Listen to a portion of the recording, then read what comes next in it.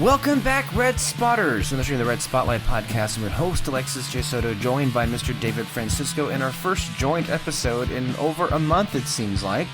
Yes, it has been kind of a slow month for us here, as opposed to the constant stream of shows we've had at least twice a week for a number of weeks for most of 2021. And to address that at the top here, we've kind of all been on different wavelengths, as they were. I think David and Alexis and Kyle have all taken vacations in almost the same, either the same week or one after the other.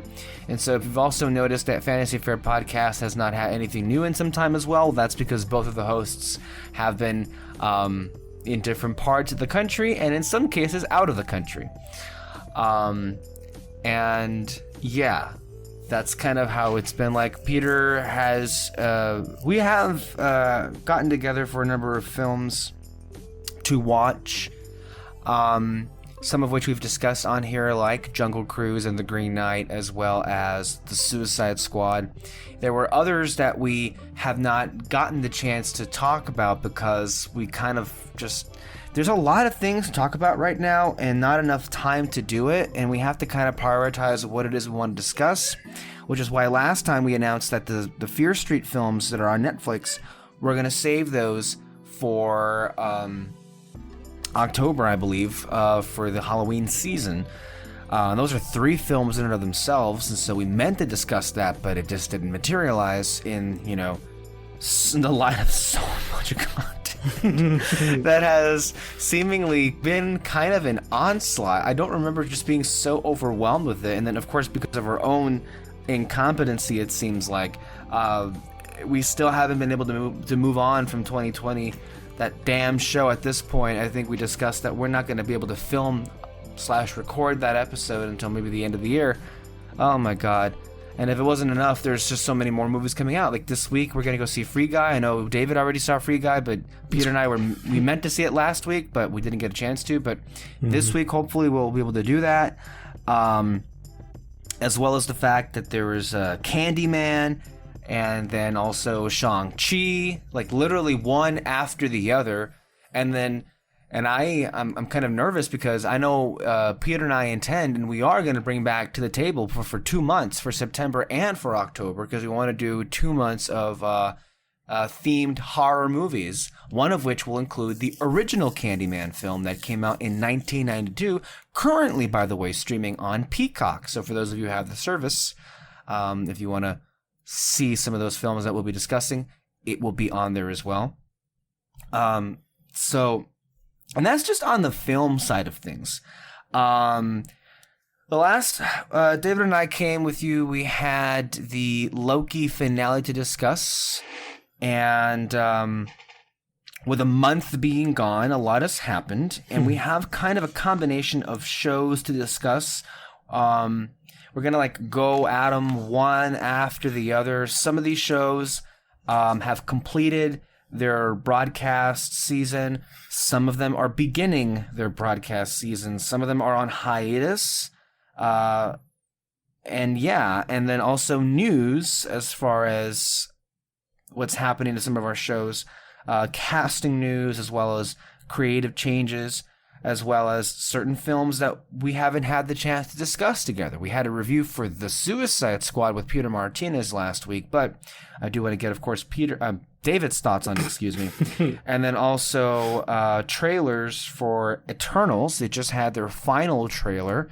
People were questioning why it's the final trailer if it's still 2 months out, but hey, there's that. And then, of course, Lucasfilm dropped a new trailer, or the first trailer for Star Wars Visions, which is the anime-inspired animated series, a retelling of sorts for Star Wars, coming to Disney Plus.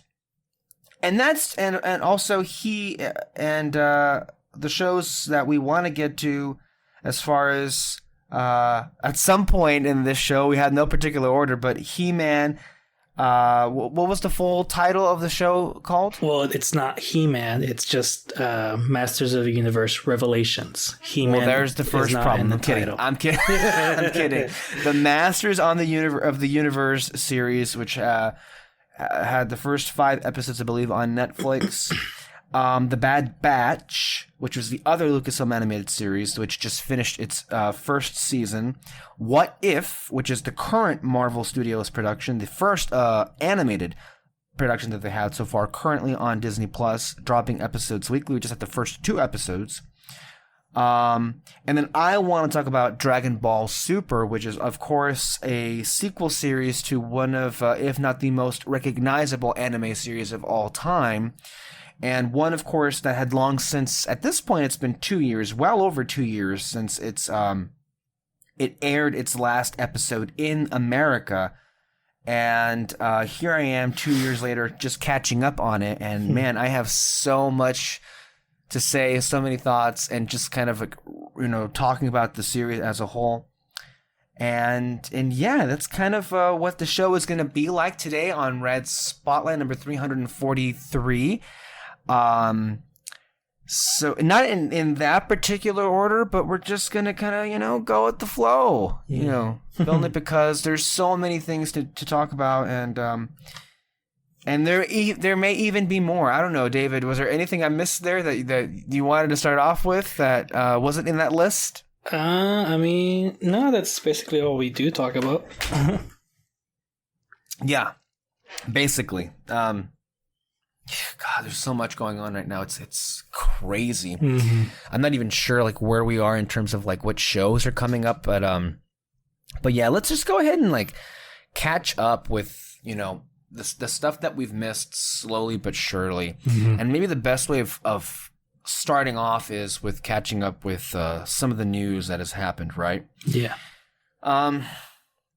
So, as far as where things stand with Marvel, also, for those of you who are listening, we're gonna have a discussion on Marvel, and there's the Voldemort of this universe that whose name shall not be mentioned that always gets brought up, and I'm letting you know in case you didn't already see it coming, but it's gonna happen. So when I say the name drop, go ahead and take your shot.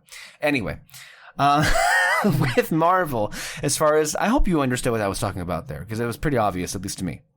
I'm now just realizing that David's screen has frozen, and so I'm kind of talking into the ether. Are you back, David? Yeah, I'm back. Okay. Just making sure, because you kind of froze there for a second. I was just making sure to clarify that you understood what I was referring to, because I thought it was pretty clear at this point, since we always bring it up in this case.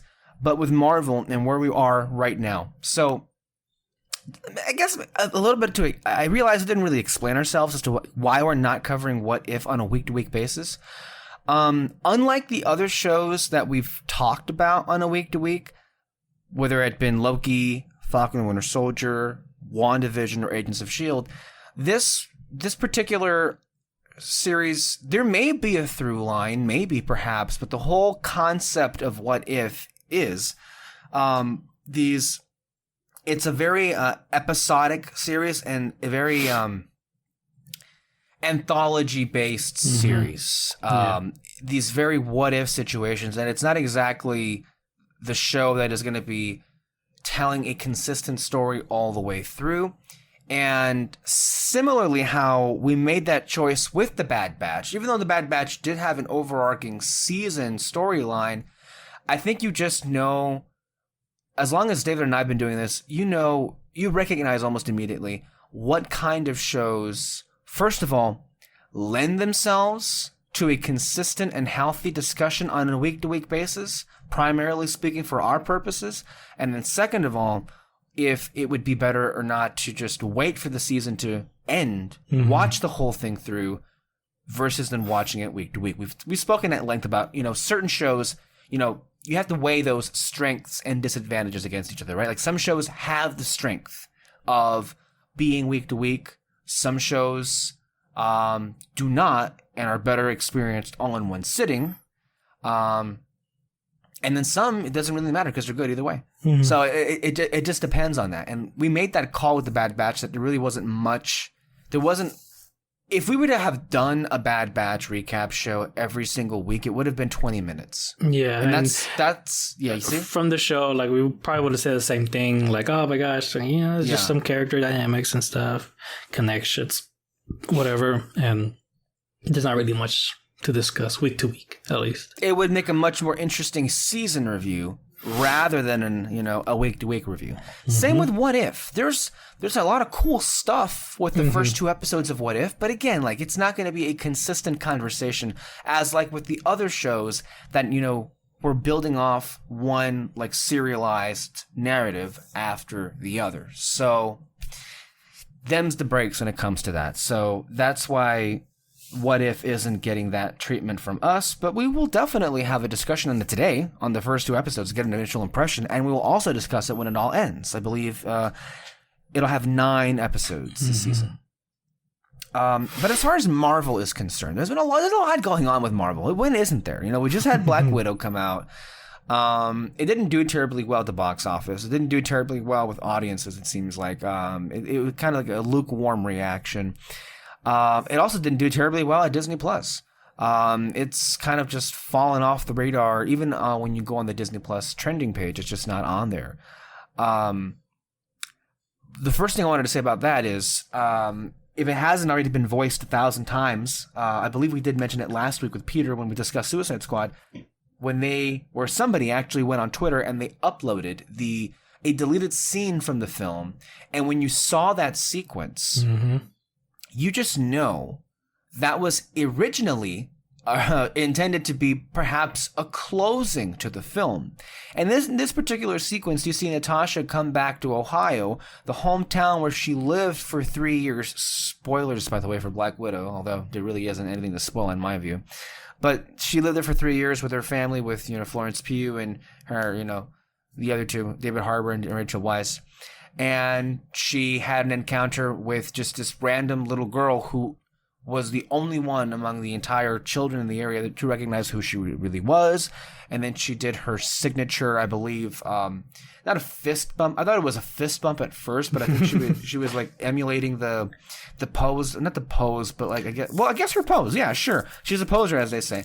When she's like shooting these electric, bullets or arrows out of her wrist, as we've seen her do in several of the films. And then Natasha does that back, as a great connection kind of. And that, really enraged me when I saw it, because that's a moment that we deserve to see in that film. That was kind of the moment for why the movie was even made in the first place.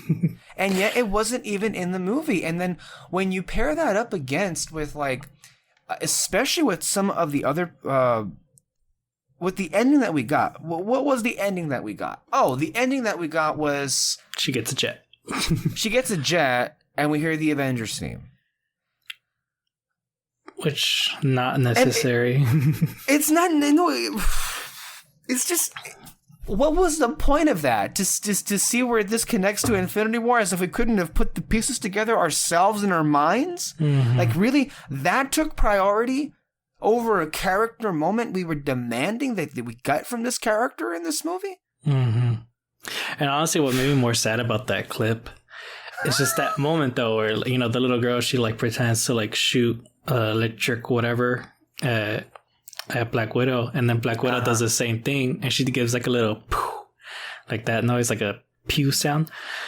And I don't know, for me, like, I don't know if I'm just like looking into it too much or too deep or something, but like, I don't know, for me it felt like that wasn't necessarily Black Widow, that was Scarlett Johansson just like having fun or something in that moment.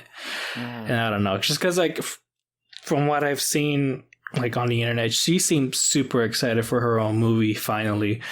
And right, yeah. So I don't know. It's just, that sucks. Yeah, I have a tweet thread here from Bailey, or at Loverboy Media. What a white handle. That's an interesting one. Seriously. Oh my god. I didn't even realize that was his name, but I guess that's what it is. Anyway. By the way, real quick, I just mentioned, I did realize when I watched the Suicide Squad After Dark, I know I said Daredevil. I meant to say Deadpool. I don't know if that bothered anybody, but it bothered me when I realized, wait a minute, I meant to say Deadpool, not Daredevil. Just a real quick asterisk. Oh, by the way, there's an After Dark up for the first time in 2 years, so enjoy that bit of a surprise. So, Loverboy Meaning, in his tweet thread, while he was basically sharing the clip that was uploaded on Twitter, basically reads out. So it says, the tweet says, "Test audience, : in quotations, it was quiet and beautiful and well deserved.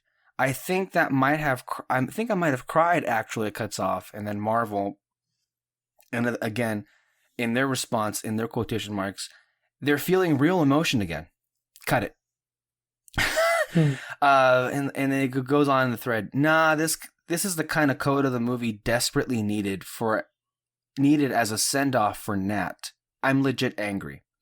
This is genuinely one of the most profound and moving things an MCU movie has done, and they subbed it out for Avengers plane goes brrr.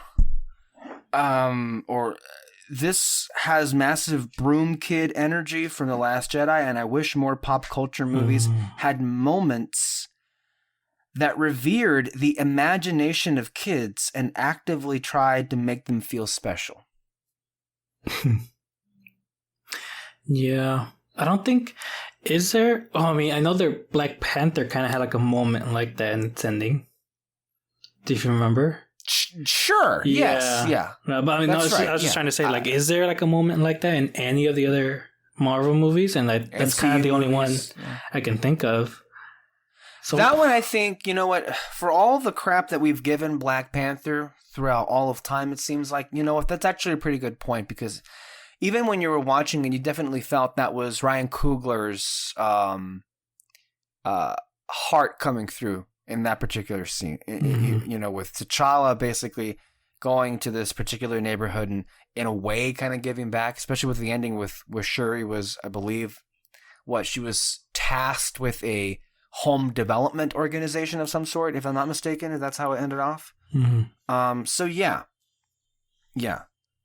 We need more endings like that. Yeah, that's what I was going to say. Like, we should get more stuff like that, especially because, you know, we're so deep into this Marvel Cinematic Universe. Like, you can make moments like that. Before, it was just...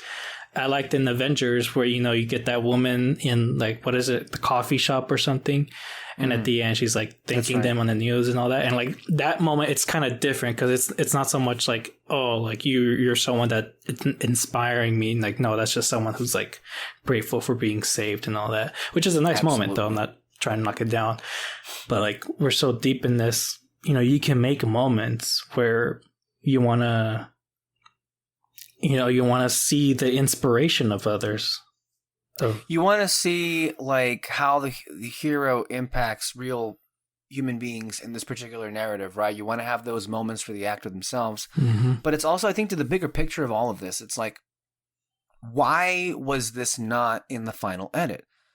Ultimately, nobody has really explained this, so we can piece it together ourselves. And that is the Marvel Studios team, yes, that includes Kevin Feige, made the executive decision to say that it is more important for us that the ending of the film connects to where Natasha goes next, rather than have a moment for why she is a significant hero in this universe, especially when you consider that the film never at all made anyone feel that Natasha was a valued superhero, on top of the fact that in none of the other films we've seen in the glimpses we've seen that normal people respond to these heroes. No one ever mentions Natasha besides being used as some kind of like sexual toy, like how they, you know, or some kind of like desirable thing to latch onto, like how Flash does in Homecoming. You know, when it says, "Hey, I'm dating Black Widow," those are the only kind of mentions that we get from actual, you know, human, normal people in the MCU. And again, as we've established, even in the Disney Plus shows, no one gave a fuck that Natasha seemingly sacrificed herself to save the universe. Tony wouldn't have had the opportunity to snap his fucking fingers if it wasn't for Natasha throwing her literal body off a cliff. And here, in this universe, no one seems to care about that. And Marvel was like, nah, let's go ahead and end this. And in case anybody forgot, this is to remind the audience that Natasha is going to go to Infinity War, and just to hit it over the top, we're going to cue the Avengers theme. Because of course, right? Because of course this movie couldn't produce a memorable theme of its own. And we had to remind ourselves of that the only memorable piece of music in that film was from another movie we've already seen. Like, we know she's part of the Avengers. Why do you think people show up to watch this movie? Mm-hmm.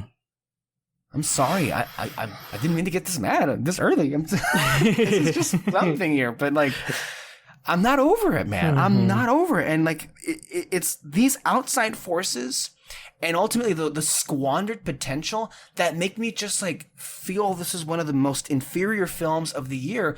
And look, there are films that, arguably speaking, are worse, but I enjoyed far more than Black Widow because of the number of things it dropped the ball on. Like Jungle Cruise, like Cruella.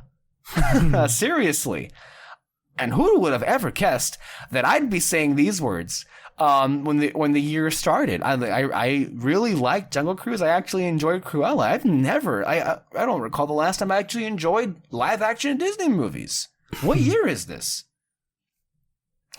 I'm sorry. Maybe I'm getting old. I don't know. That's just where I'm coming from these days. Nah, I mean, I don't know. It is what it is. Yeah. So that was with Black Widow, right? And so next up on the mantle, we have Shang-Chi. And I'm going to be honest with you, man. I don't know. You know me. I always get this way. I'm a little bitter right now. I'm not against the movie itself, but with some of these people. Because, with a big part of how we keep up to date, how David and I and all of the people on the Red Spot, stay informed in all of the different stuff that's happening in this world of movies, is you follow personalities, critics, journalists, filmmakers on film Twitter, right? That's the space that you're at. And so you will always see the reactions, which, by the way, it's like, it really kind of like, because I remember when I had the first reactions from Black Widow, and they were kind and they were positive. Of course, all first reactions are, but I kind of let myself think oh man, maybe this can actually really be good. Maybe not be as stale or mundane as it could be. Then it was stale and mundane. And I'm like, what the fuck? So all that does is just perpetuate this narrative that these studios only invite the fans, quote unquote, the people that will always give them a positive review no matter what, to these kind of debut screenings. And so when the first reactions of Shang-Chi came out, I'm like, fuck am I going to believe this shit for? Then more and more of them came out, and it kind of has been a unified chorus where people are really, really enthusiastic about this film. It kind of reminds me of how, in a way, of how people were really enthusiastic of Black Panther, which kind of concerns me because we all know how we felt about Black Panther in that regard. So I'm a little bit I'm very hesitant to get myself excited for the film, even though the trailers were decent, but I wasn't getting wowed. But the people have been saying that the trailers weren't that great, but the movie was great. Okay, sure, fine. I guess where I'm getting a little bit better is that I want Shang-Chi to succeed. I want that film to be great, because why wouldn't I want a great Marvel movie? Please, make something great for a change. It's been a while since we've had a great Marvel movie. My thing is, there is and maybe perhaps this can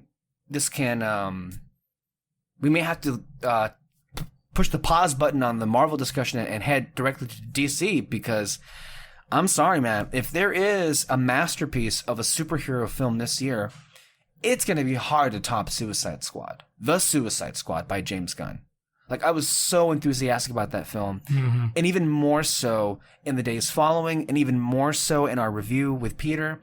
And I don't know, it's people just treated it as oh, it's fun. It's hilarious. Okay, what's next? Oh, Shang-Chi! Man, this is a game changer. This is where it's at. And I'm like, I know it's a byproduct of the business that we cover. I know that this is kind of how things go. We're it's a, ever-changing environment, and we always have to talk about what's the next thing. But it hurts even more so when and this is the second time in a row where Gunn's in my view, brilliance as a filmmaker has just been continuously, like, it just goes over people's heads. This happened with Guardians of the Galaxy Volume 2, remember? Yeah. Where, like, that film came out, and, like, and we had by the way, we had an audio commentary on that film. It's on the feed earlier this year, David and I, if you want to hear our thoughts on that movie, which is, I mean, among our favorite Marvel movies. There've been so many people who, I think Peter and Kyle included, that would put the film at the top of their list for MCU films.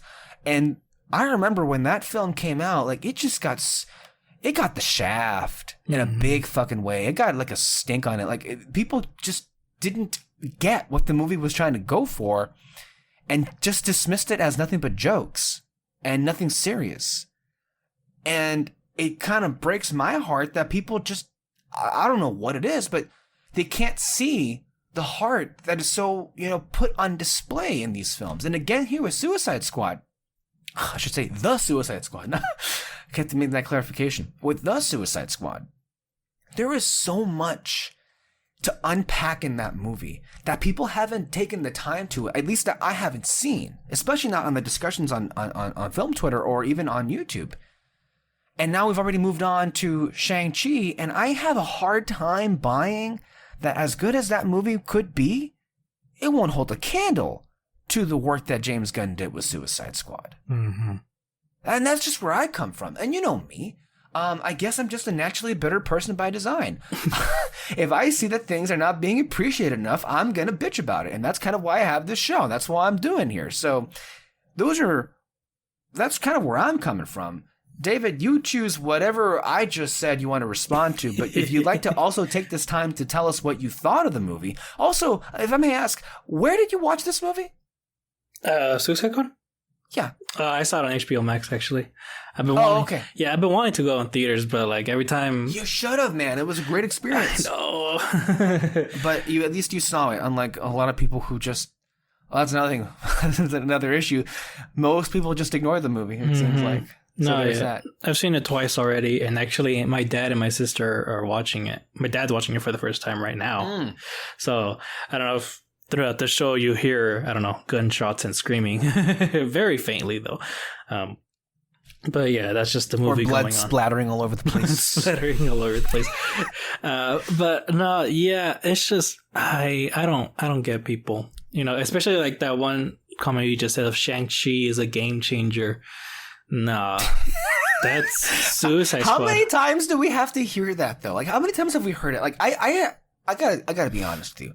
I think I've heard the same thing just this year. People said WandaVision was a game changer. People said Loki was a game changer. People said What If is a game changer. And I'm like, what the fuck are you on? If there's a game changer, you just said it right there. I didn't say, you said it. Yeah, it's a Suicide Squad. I mean, I would count WandaVision, but not by much. It's just that, we're getting shows that are taking place in the Marvel Cinematic Universe, and like I really thought a game changer in a different light. Yeah, not in the way that people intended it to be. And I really thought they were, maybe Marvel was gonna actually like get creators to do their own thing finally, like just kind of like not interfere so much. Like before, but then now we're getting Black Widow, and it was just like we saw what happened also with the ending of Loki, and a little bit of Falcon and Winter Soldier. I mean, it's just, and so it's just kind of like and then but you get the Suicide Squad where James Gunn literally got to do whatever he wanted, and like I would say the only thing, I don't know if you thought about it, but like if he wanted to kill Harley Quinn in that movie, it wasn't gonna happen. That's not spoilers for the movie, by the way. It's just, I mean, if you're a fan of these, like, you'll know she's not gonna die. That wasn't gonna happen. Yeah. Margot Robbie was not gonna agree to that. Mm-hmm. So like that would probably be the only thing that didn't happen in his vision. But yeah, but Suicide Squad was honestly like for sure one of the best DC movies that's come out in a long time, and I really like Joker. Both people really love Joker. Both are R-rated movies. Like, come on, like Marvel, let's just bump up the violence a little bit. Come on. I mean, not for every movie, obviously. Suicide Squad, it has to be violent. But Shang-Chi, I wouldn't mind seeing some violence. I did read something that said that Feige was trying to convince Disney to be more okay with R-rated stuff in the future, because they keep saying that Deadpool 3 is happening. I think he just said this week that, oh yeah, Ryan Reynolds is currently working on Deadpool 3. Mm-hmm. But are you sure that's going to be rated R? Like, are you going to commit to that? Yeah, come on, get with it. Deadpool 3 and Blade, both, honestly, they got to be rated R, or else it's just going to suck. And again, at this point, people would like already like devolve this discussion into like, well, are you saying that R-rated is better? No, of course not. It just means it can lend itself to more creative license when you're not worrying about being a 4-quadrant film. Mm-hmm. And it's not to say that every single story is better with R. Hell no, it's not. Mm-hmm. Star Wars would not be a better story if it were R-rated. That's horrible. It's just nice seeing something with a different style, like a different flavor. Different flavor of, yeah. And I mean, it's just, I've watched so many movies and TV shows. Like, sometimes I want to see some kid stuff. Sometimes I'll go put on Cartoon Network. And like, I watched, Craig of the Creek, Steven Universe, and all that kind of Adventure Time. I used to watch that, and I love them. I still watch them, but then every once in a while I'll go to anime and you'll see some bloody gory shit and all that. And it's just like, there's nothing wrong with it. And honestly, like, some of the anime that I see that are pretty gory, like, I'll show that to my kid. I don't care. Like, and so it's just, it doesn't, I don't know, just give us a different style. And we are kind of seeing that with Eternals. I mean, the story could still be super fucking bland, but it's honestly just really nice to see something that's kind of like, that looks visually stunning. You could tell from the trailers that you're not seeing that with Shang-Chi and Black Widow. With Shang-Chi, like, I'm just kind of hoping for like some amazing fight scenes. Like, come on, right. But both of those films in the trailers, as you say, they look like the Marvel movie. Yeah. It just looks like more of the same of what we've gotten. I know that there's this apprehension of people out there that say that this apprehension people get when people say that Marvel movies are all the same. And there was this really superficial like tweet I saw by some person that was kind of getting like put on blast for the superficialness of it, but like this person, they responded with like images of like 4 different Marvel movies, but like in 4 different environments. And I guess this person was like trying to suggest that because one movie took place in space and one movie took place in the quantum realm, and one movie took place in Wakanda, it was using the geography. It was using locations as a way to rebut the whole like notion that Marvel movies are all the same. Mm-hmm. And that just makes me sad, because I don't mean to call people stupid, especially when it comes like in the film like fan community, right? But like, that went over your head completely. That's not where it is. Like, I love Marvel. I love Marvel movies. I will fully admit to loving some of their work that, in retrospect, some things were mishandled and could have been handled better if it weren't for the limitations of the studio system, of the Disney studio system that's in place. That's just a reality. But I love them all the same. Mm-hmm. And it's not to not to devolve ourselves even further into this. Really, I find useless.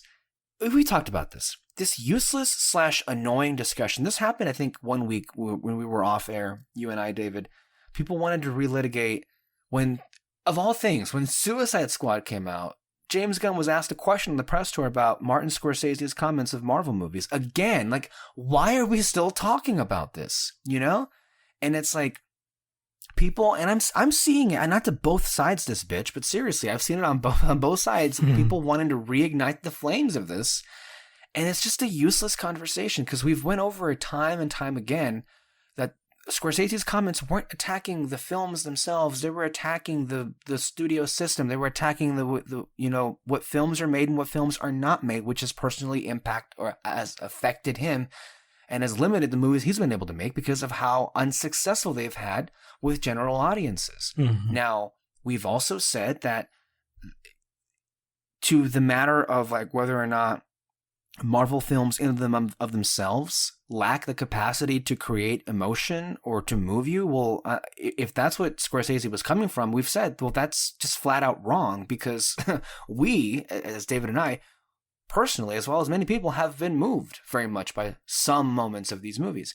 And so I didn't want to put that back up again, but to putting that to the side, this critique that all like Marvel movies are the same, where it really comes from is just like this refusal to do anything different or new.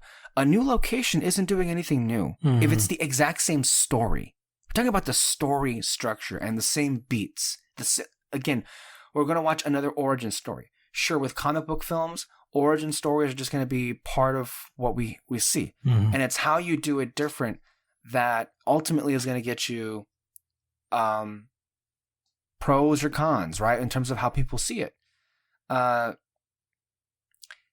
is to say, what we've been saying is generic Marvel movie is, when you're watching a generic Marvel movie, like you're watching Black Widow, you get the sense no one here is really even trying, because the story is thin, and you feel yourself when you're watching the film like, is this really it? Okay, I guess this is what we're doing. I felt that way with Black Widow. To an extent, I felt that way with Far From Home, although I did like that movie overall. I felt that way with Ant-Man and the Wasp, especially with Ant-Man and the Wasp. And so, like, that's kind of the issue where we're at here. And to what you were saying, with Eternals, since they just released their final trailer, and even the first trailer had like stunning imagery. But like what Peter said in our chat, like it looks unlike a Marvel movie. You wouldn't, if it didn't have the forced, and man, the really forced references to Thanos or the snap or whatever, and if it also didn't have the Marvel logo in front of it, you probably wouldn't guess off the bat that was a Marvel movie. It looks nothing like a Marvel movie. Not just in terms of cinematography, but also the effects work. You definitely can tell there has been a director's vision that has pervaded through the studio system, through the way that Marvel makes movies. And that's genuinely exciting because it's been a while since we've gotten that. And Gunn's Suicide Squad is kind of every reason for why you should let visionary people take a superhero movie and see what happens, because you get genuinely great films like that. It's a shame that the film did so terribly, because it only reinforces a narrative by some people out there that these kind of films can in no way be successful. That's false, because I think general audiences do dig great comic book films. But with the Suicide Squad, or with Guardians 2, or with even The Last Jedi, what I find often is the loudest voices. And the loudest voices are the fans. They're the comic book fans, the Marvel fans, the DC fans, the Star Wars fans. They especially dislike it every single time creators come in and take such exception with the source material, and they do something new and interesting. It happens almost every single time. And like we've seen what happens with Disney, they seemingly turn face in the other direction and go forward to please these fans even more so. There's nothing wrong with like trying to do things that makes fans happy. But the problem is, and this is my issue, is every single time we have one of these, honestly, like, what we want to call them, artful blockbusters. Blockbusters in them of themselves can be art, but oftentimes they're prevented from being that, for the most part, because of the limitations that are granted on them. But when you have movies like Last Jedi and Guardians and Suicide Squad that are very much you see the director's heart like peeling through all of it, and every single time it gets slapped away from the hardcore fans, you have to wonder and like think to yourself, what the fuck is up?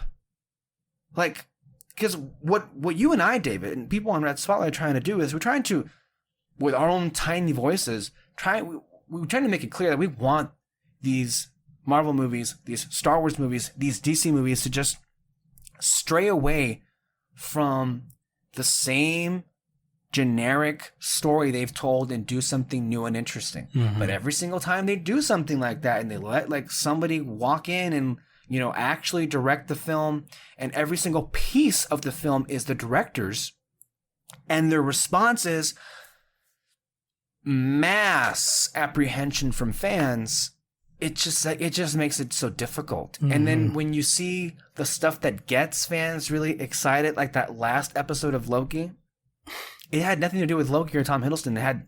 It basically was all, the multiverse has been cracked open, the MCU has been changed forever. When you see fans continuously like excited with like The Mandalorian season 2 season finale, nobody was talking about Din Djarin really. It was more, oh my god, did you see Luke? The big reactions was Luke is here. Or that bomb thing, the bomb. Like that's the one thing that just keeps coming up too in that show. It's so annoying. By the way, we're 40 minutes in, and I just gave my third rant of the episode. I'm sorry. I mean, we're not close to finishing, and I know for sure I'm gonna get it on the rant when we get to He-Man. I mean, but I mean, it's just what you were saying. Like, it is better to just. I mean, I know for sure studios need to find a balance of like, you know, when to give the director or writer like full control and when they can step in, because, you know, with Wonder Woman, the first one, you know, they stepped in and they wanted to get rid of the, what is it? No man's land scene and everything. And, you know, the director, she fought for it and she got it in. And it was one of the best scenes in the movie. People literally cried on that scene, especially for women who loved it and everything. And so now they gave her creative freedom in the second one. And I think we can all say that was a bit of a mistake, you know, like, and so, yeah, there's for sure needs to be a balance, but I can honestly, like, I need to think about it more, but I can honestly say, like, maybe some of the best superhero movies, like both Marvel and DC, I feel like it's the ones that, like, the creators got full control of, you know, so, like, you get, I think for sure some people might find The Dark Knight one of the best superhero movies, and like he for sure got creative freedom on that. I think I heard that, you know, when they told him to make the second one, he was like, can you give me some years? Like, I don't know how long had passed, but like he for sure wanted like years to work on the script. And again, some people call that one of the best. Spider-Verse, that one, the creators, they didn't want to be a part of it, so they told the studio like a crazy plan, like, we want this to be the most comic accurate movie. Like they literally went in going, they're not gonna say yes to this, like, for sure, but they did, and that's for sure one of my favorite superhero movies, like, ever for sure. And so it's like, you know, you gotta give them creative freedom, and you know, both of those movies that I mentioned, very, very different. But yeah, I would consider them for sure maybe top 10 superhero movies. Why not? And so it's just give them more creative freedom, please. Yeah, Suicide Squad isn't just one of the best comic book movies made recently, but I think it will easily be one of the best movies of the year. Mm-hmm, for sure. It just is that good. And it's not just that good because of its humor. I don't want to relitigate the movie, but like, since we're talking about Suicide Squad, do you want to talk more about what you thought of it? Which one? Sorry. The Suicide Squad. Oh, I mean, spoilers, by the way. Okay, yeah, we could. No, I mean, yeah, I loved it. Talk about like moments or just what you liked or didn't see coming and stuff like that. I mean, I kind of saw like the beginning coming for sure. I knew a bunch of them were gonna die, but honestly, I didn't expect to like love these characters so much. I know. They were all so great. I love Bloodsport. I love Ratcatcher. Ratcatcher might be my favorite, just because she's just the nicest one. And I kind of like the heart in the movie. She's the heart of the movie, and I kind of just like that she, you know, she's in prison for stealing, but she's not like a villain. You know, like she doesn't kill. I mean, yeah, just as far as we know, she doesn't really kill people. We'll see. I haven't seen that. No. Yeah, but I mean, I kind of like that idea. And then, minor complaints, just a couple of action scenes. I feel like they could have been way better choreographed. That's really it. But other than that, though, just all the character stuff. I mean, he blew it out of the park. He practically mastered putting together a team by now and trying to develop them all. But yeah, I mean, yeah, that's it basically. Right. And then to the Eternals, the trailer that came out. Yeah, I'm actually really curious about the film. It helps the fact that Chloe Zhao directed it, and it helps how much has been made about in the press that this was a Chloe Zhao film through and through, regardless of the Marvel title. And you see in the trailer, the concept for these Eternals, and the cast as well. It's also a really unique cast. You have Richard Madden, Angelina Jolie, Salma Hayek, and so many more. Kumail Nanjiani. It just looks like something different. It looks like something that nothing else right now is going to give us from Marvel. And that's kind of what I've been asking for. So yeah, I dug it. I thought it was a good trailer. It was a sad commentary in and of itself, how many references to the Avengers there were, but I understand, of course, that they felt the need to do that because people only ever seem interested in going to the cinema if it happens to be involved with the MCU these days. And so the best way to sell the movie is to remind people like, oh yeah, Tony Stark exists, Thanos, we're part of the same thing. Even though they're not going to be in the movie and everything, right? Which is also sad, but true, right? That they have to sell it that way, which is similar to how a recent promotional poster for Dune, which comes out October 22nd, came out, and it just had, a bunch of faces together, which is a lot of posters these days, to be fair about it, but it was basically showing off all the movie stars that are in that movie, and which is kind of the only way you could sell Dune, and even if that's not even going to be good enough, because we just know, based on how Blade Runner performed, based on how movies that should honestly have had bigger audiences like Space Jam 2 and The Suicide Squad, it ain't looking good for Dune. That's the best thing I can say. It ain't looking good for Dune. Dune seems doomed, if we're putting it like that. And so... But it is interesting how these movies are coming out so close to each other. I know that, as I mentioned, Dune is coming out October 22nd, and then Eternals comes out the first week of November, I believe. So really interesting timing that we're going to have there for these movies. And so I hope one doesn't negatively affect the other. And so there's that. And then with Shang-Chi, we're going to see how good or not it does, basically, since it's like the first movie that Disney has done that is releasing in a while, aside from Free Guy. And Free Guy's doing real well.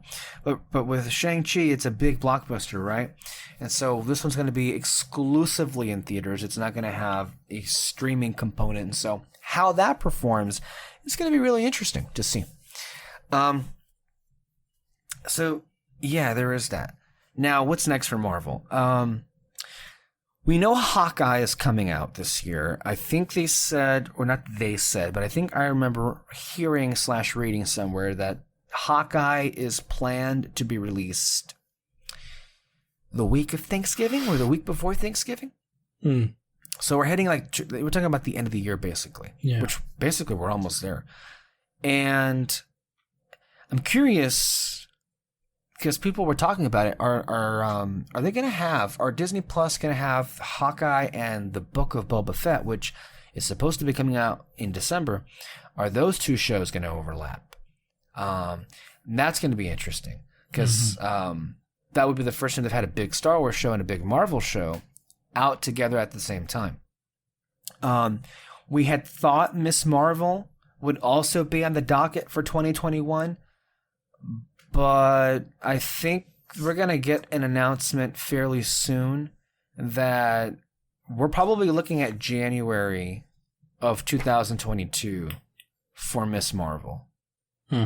I think that's what's going to happen because I don't think there's room. Yeah. And it may not also be done yet. Mm-hmm. I mean, everything just seems so cramped in. I mean, like you mentioned, Shang-Chi and Dune coming out. Shang-Chi, Dune, and Eternals. Yeah, coming out just so close together. Yeah, I think it's just best to kind of spread out as much as they can. Yeah. But, well, when Hawkeye comes, I'm sure that will be the next show that we do on a week-to-week when that ever happens.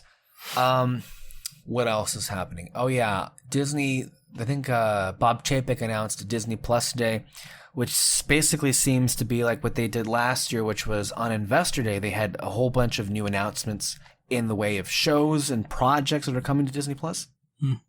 I think when we get to that day, we're going to be hearing a lot in the way of release dates. Not, if we're talking about the next couple of shows, which are Miss Marvel, She-Hulk, Moon Knight, and wouldn't you know it, Secret Invasion, which actually is filming right now. Secret Invasion filming from August to December. And so I have to imagine that's going to be the 4 main shows we'll be hearing most about.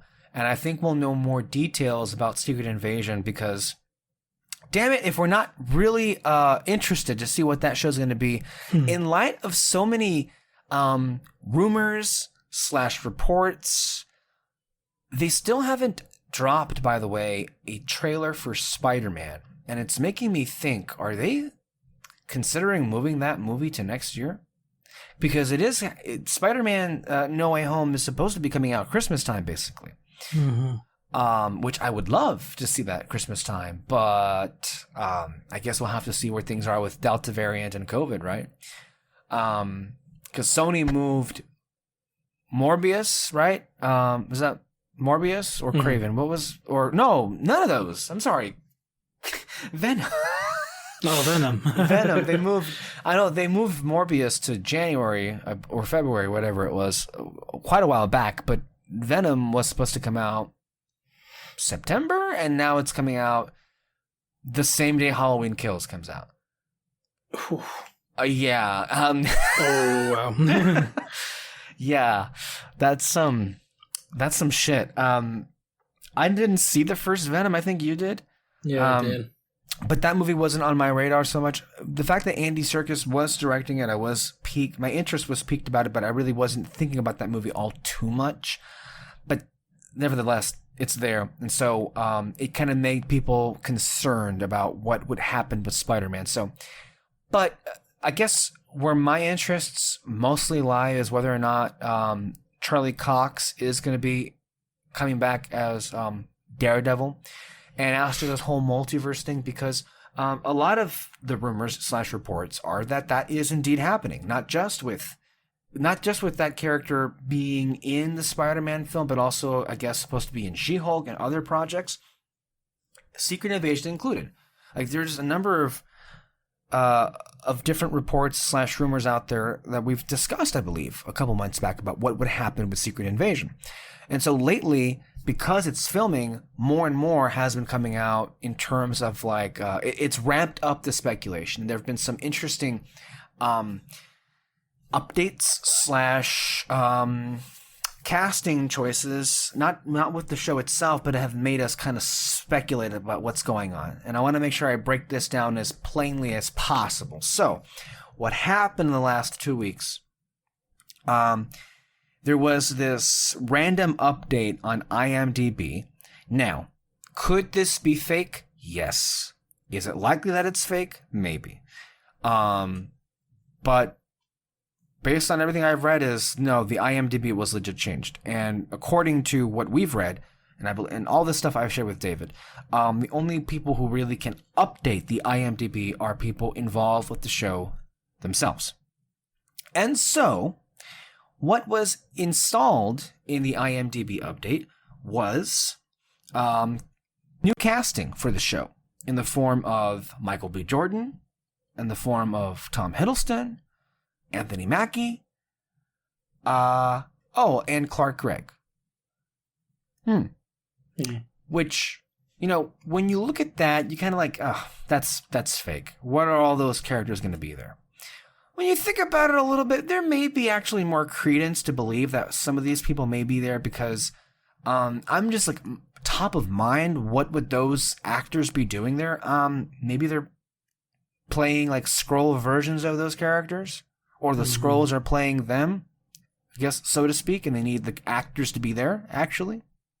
And so with Clark Gregg, there were reports earlier this year that we've discussed. I believe at the time that WandaVision was airing, I believe that's when it was anyway, that Clark Gregg and Chloe Bennett, stars of the Agents of S.H.I.E.L.D. show, were going to be coming back for the Secret Invasion. And we talked about that. And this one item by itself could suggest that Clark Gregg is, or it flat out says he is going to be in the show. So there is that. By the way, Clark Gregg is going to be on What If, one of these episodes. So whenever it happens, we'll catch cool. that. So he is, and will forever, it seems like, be employed by Kevin Feige for one thing or another. And then, all right, sure. Clark Gregg, let's put him to the side. David, you said to me it made sense for why some of these characters would be on there. Why? Like for Killmonger, or for Loki, or for Sam Wilson. And we discussed it, I believe, and it was like Skrulls. Okay, sure. Yeah. I know one of them was because of Skrulls. They just probably don't want to take the identity of someone, so it could be, get Killmonger, someone who's probably dead, or at least, hidden from the government in some sorts. And then, we still don't know what Clark Gregg and some other characters will do in the show and all that. But yeah, that makes kind of sense. Off the bat, though, it does really raise the profile, right, of the show. Like, not just like, because, before what we knew that Nick Fury was involved, we knew that Talos was involved, but we didn't really have anyone bigger than that in the show. If these actors are going to be on the show, that just raises the profile and the hype also for what the show can definitely deliver. Here's a really interesting question, which I'm going to save for the end real quick. I just remembered, because I'm kind of losing my place here. So the day after that IMDb thing was posted on Twitter, the news that the IMDb had been updated, Chloe Bennett, who played Quake / Daisy Johnson on the S.H.I.E.L.D. show, it was revealed in an article in Variety that she had walked away from the Powerpuff CW show, the CW show that was basically this live action take on the Powerpuff Girls. They had filmed a pilot earlier in the year, but evidently the network and the creators were not satisfied with the finished product and were going to redo it, basically. I have to imagine that had that pilot, if it had been successful, it would have already aired, and they would have probably already been filming, or have filmed mostly anyway, season 1 of a show, if that pilot had actually gone forward, but it didn't. So that kind of it hampered things off. But what everybody was like turning their heads over was, in the article, it said that Chloe Bennett walked away due to scheduling conflicts. There's nothing she is working on that's listed on her personal IMDb or anybody that knows of. Now, could it be that they said scheduling conflicts because it was the nice way of saying, I don't want to be involved with this, I'm getting out of here because this is a pile of shit? Yes. Is it likely? Yeah, probably. But there's also another really interesting and kind of possible situation out there, because we've been hearing, right, that for months, that she was going to be involved with Marvel, and she was going to be involved with Secret Invasion. It just so happens that the month that she walks away from Powerpuff is the month that Secret Invasion starts production. Like, literally the exact same time. And there is nothing else she's working on. So When you say scheduling conflicts, I mean, I don't know. I mean, it's just a way too big a coincidence. Isn't it? Like, to kind of overlook, you know? And, I mean, it could be that, too, what you said first, that, you know, that script was horrible. Oh, my God. Oh, you read it? I heard parts of it. You know, one of them is that one of the Powerpuff Girls, a sex tape leaked of them. Oh, man. Another one, what is it? They hate their dad. What is it? Professor Utonium. Utonium, because he basically treated them like a celebrity dad. Yeah, it's manager. basically a celebrity dad, like, and all that, to get promoted, save the world, and all that. And I was kind of like, ooh, that's bad. I really thought, I honestly thought they were gonna make him like the perfect dad or something, but I guess not. But I had a way different idea. I'll just say that. Mm-hmm. But yeah, it's pretty bad, and so yeah, she could just walk away from it, but. I don't know. I feel like we would have heard maybe some of the other actors would have. Dove Cameron has a pretty high profile, and she reportedly is sticking with it. She doesn't have to do that. Mm-hmm. She can easily get work anywhere else. Yeah, honestly, and it's not just with acting. Like she's a singer too. She seems to be working on that, and they're pretty good. I mean, I'm not a critic for that, but I like them.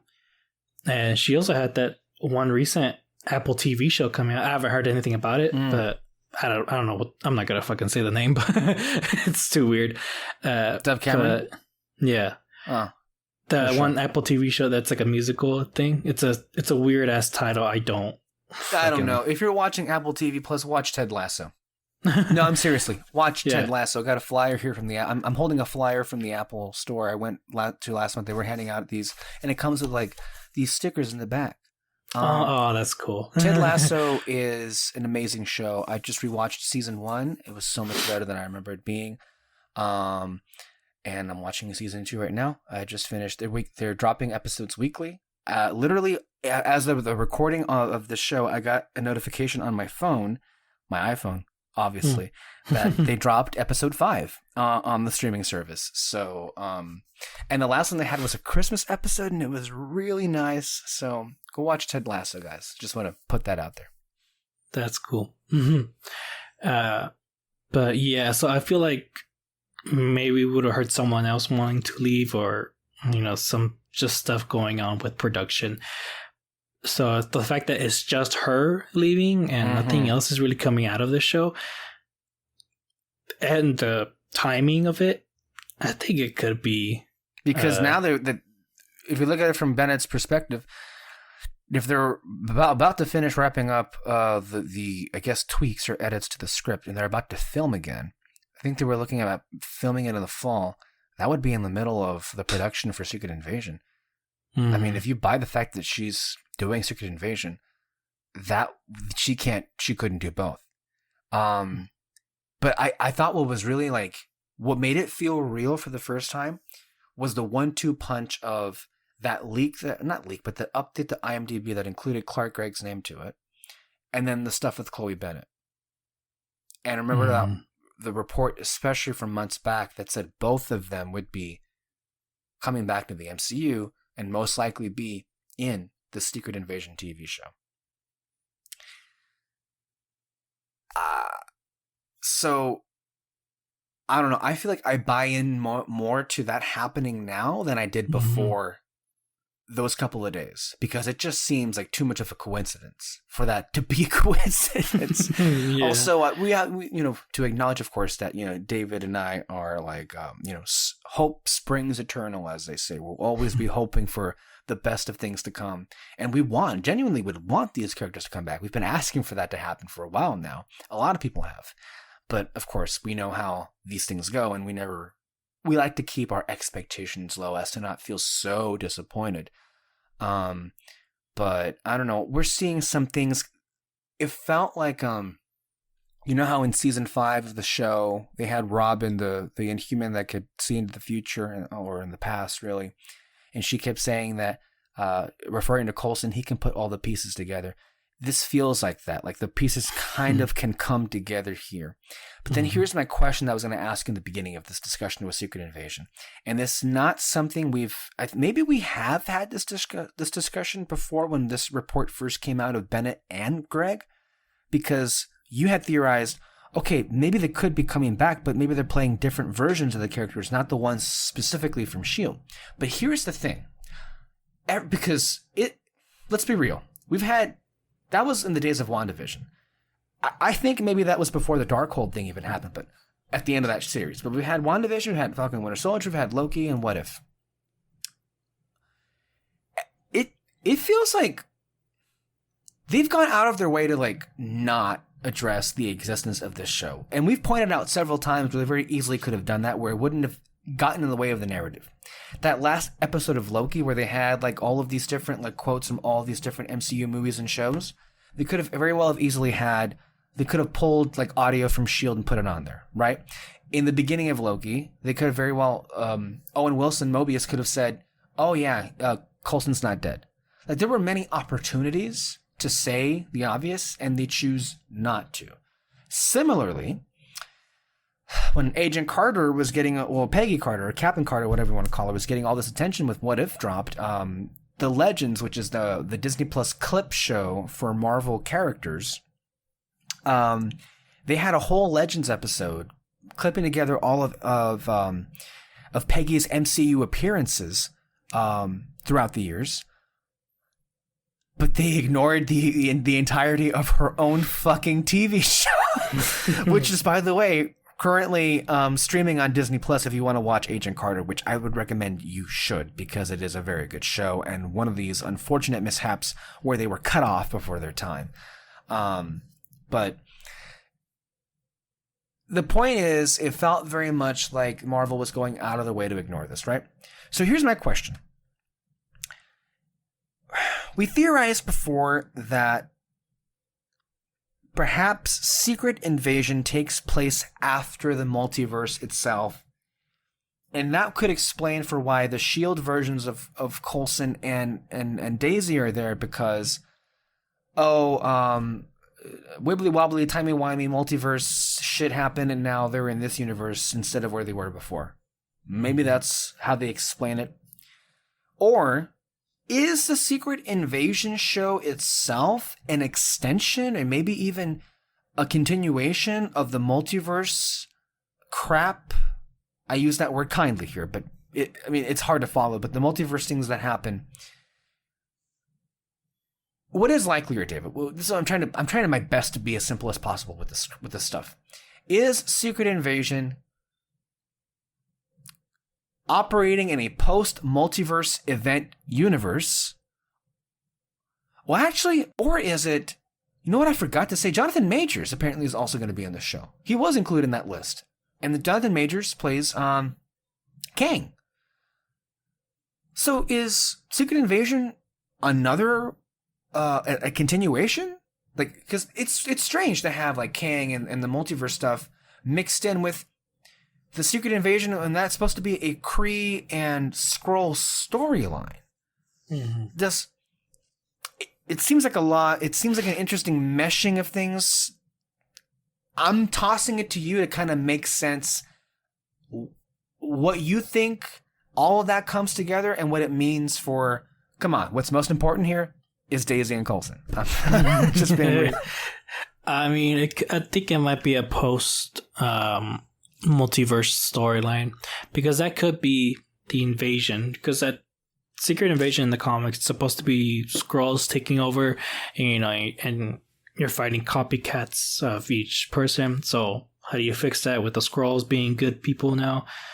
You use the multiverse. It doesn't have to be like multiple universes. It could just be one, and then now you're kind of like, you have a team of possible villains coming out or something, or I don't know.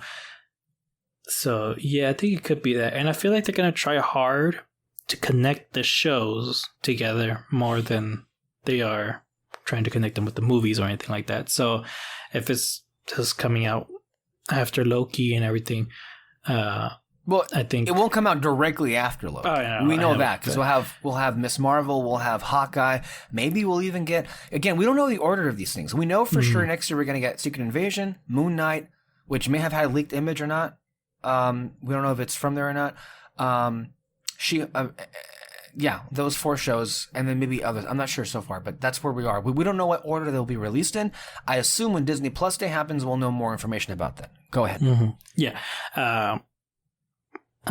But yeah, I think maybe they'll want to do a post-multiverse because of that. And I think, like I said before, I think that's how they're going to do the invasion part of it. Their universe coming in. I'm telling you right now, it seems like, if I were to guess, like Secret Invasion is barely filming and it's not going to stop. It's not going to end until December. I'd imagine we're not going to get that until maybe late 2022, right? Because Miss Marvel's already shot. I imagine so is She-Hulk and Moon Knight, right? Or are they filming currently? I don't even know the status of those shows. It could be one or the other, but it could be it could still be in pre-production. I don't know, but right. But that's kind of where we sit with this. So, when you piece together what this whole multiversal thing, I don't know creatively what it's going to do for the MCU. But at this point, I don't care. As long as if it gets the SHIELD team back in some form, that's going to be an amazing thing. Because then I can lord it over people for the rest of my life. Especially with people who have seemed hell-bent against its existence or its involvement. And I also genuinely think it's a brilliant way to reintroduce these characters. And again, I should say, like, if this does in fact happen, to Feige's credit, he really didn't have to. There really was no urgency to do any of this. Like, I mean, sure. I mean, look, SHIELD is popular internationally. It's not at all in the States. We've established that several times, but this isn't something that he had to. And the fact that he's doing something, if this in fact does happen, right, alongside Kang and Killmonger and other of these characters being involved in Secret Invasion, if this is all the case, aside from all the casting that we've got with Olivia Colman and Emilia Clarke and so many others, this could be the sleeper hit. It's a lot of stuff to juggle, but I think this, if it's done well, this could be their biggest show yet. Certainly from a scale standpoint, from a cast standpoint. Oh, and not to mention Daredevil also, because I do believe that part of the same reports that said that Bennett and Greg were going to be in Secret Invasion also said that Daredevil would be in Secret Invasion.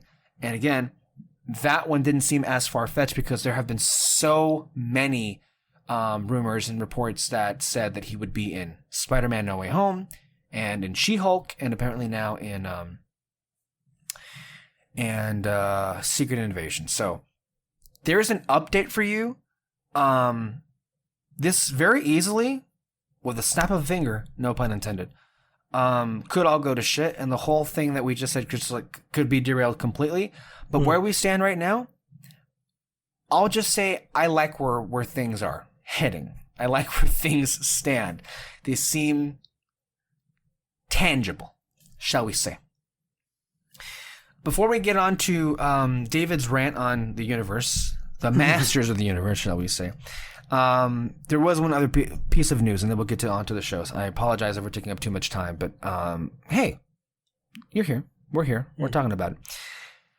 Doctor Who, which David has been rewatching anyway. I saw he was watching the season 2 finale, Doomsday as they call it, the title of the episode.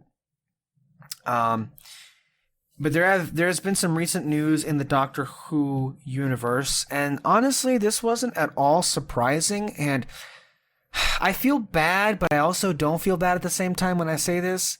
It was kind of honestly, it's kind of like breathing a sigh of relief when you read it, you know? It's like, oh, thank God. Okay, I'll only have to suffer through one more year of this. It's been no secret that this era of Doctor Who that has been occupied by Jodie Whittaker as the Doctor and Chris Chibnall as the showrunner has been much maligned and criticized among a lot of fans for very different reasons. As we do with every discussion, I want to say again, we are not in the category, David and I, anyway, we are not in the category of misogynists/sexists that hate the show because Jodie Whittaker is female and she is the Doctor. They're full of shit. We're not them. It's about, we've said repeatedly that, Whittaker is actually pretty great in the show, and she would be better if she wasn't, hampered with the writing she gets from Chris Chibnall. And that really is what it comes down to. We've said this repeatedly. It's a shame, ultimately, that she has to go with Chibnall. And to be fair, I don't think that's BBC's decision, because Whittaker has made it clear several times over that if Chibnall left, she would leave. And you know what? Sorry, Jodie, but if that's what it takes, bye. Yeah. I'm sorry. Look, that sounds overly harsh. And again, I've praised her performance in certain episodes of the series, sure, but she's just not that magnetic a presence, in large part because of what Chibnall has done to her. I'm just giving her nothing to work with for the most part. And so the news that after the upcoming season, which I believe is gonna be airing this fall, because the summer is basically over now, so I guess the fall is now when season 13 is going to be airing. As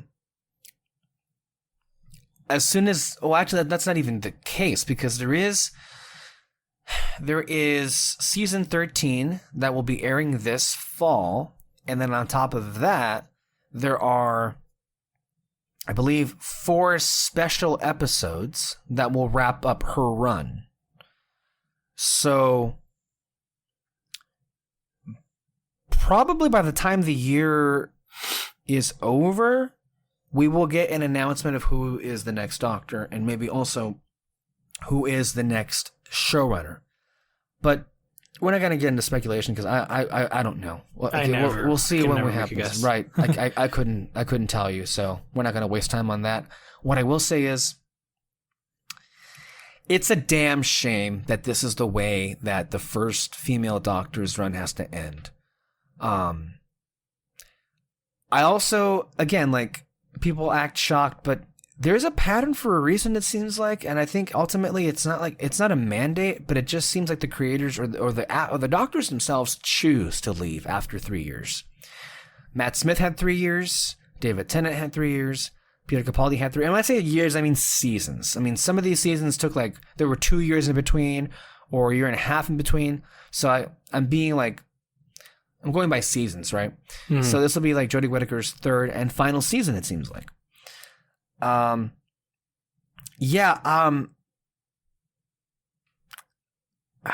hate saying this, man. I really do, but this iteration, this era has made me not care about the show, and I hate that, because I love this show. It's one of my favorite shows ever.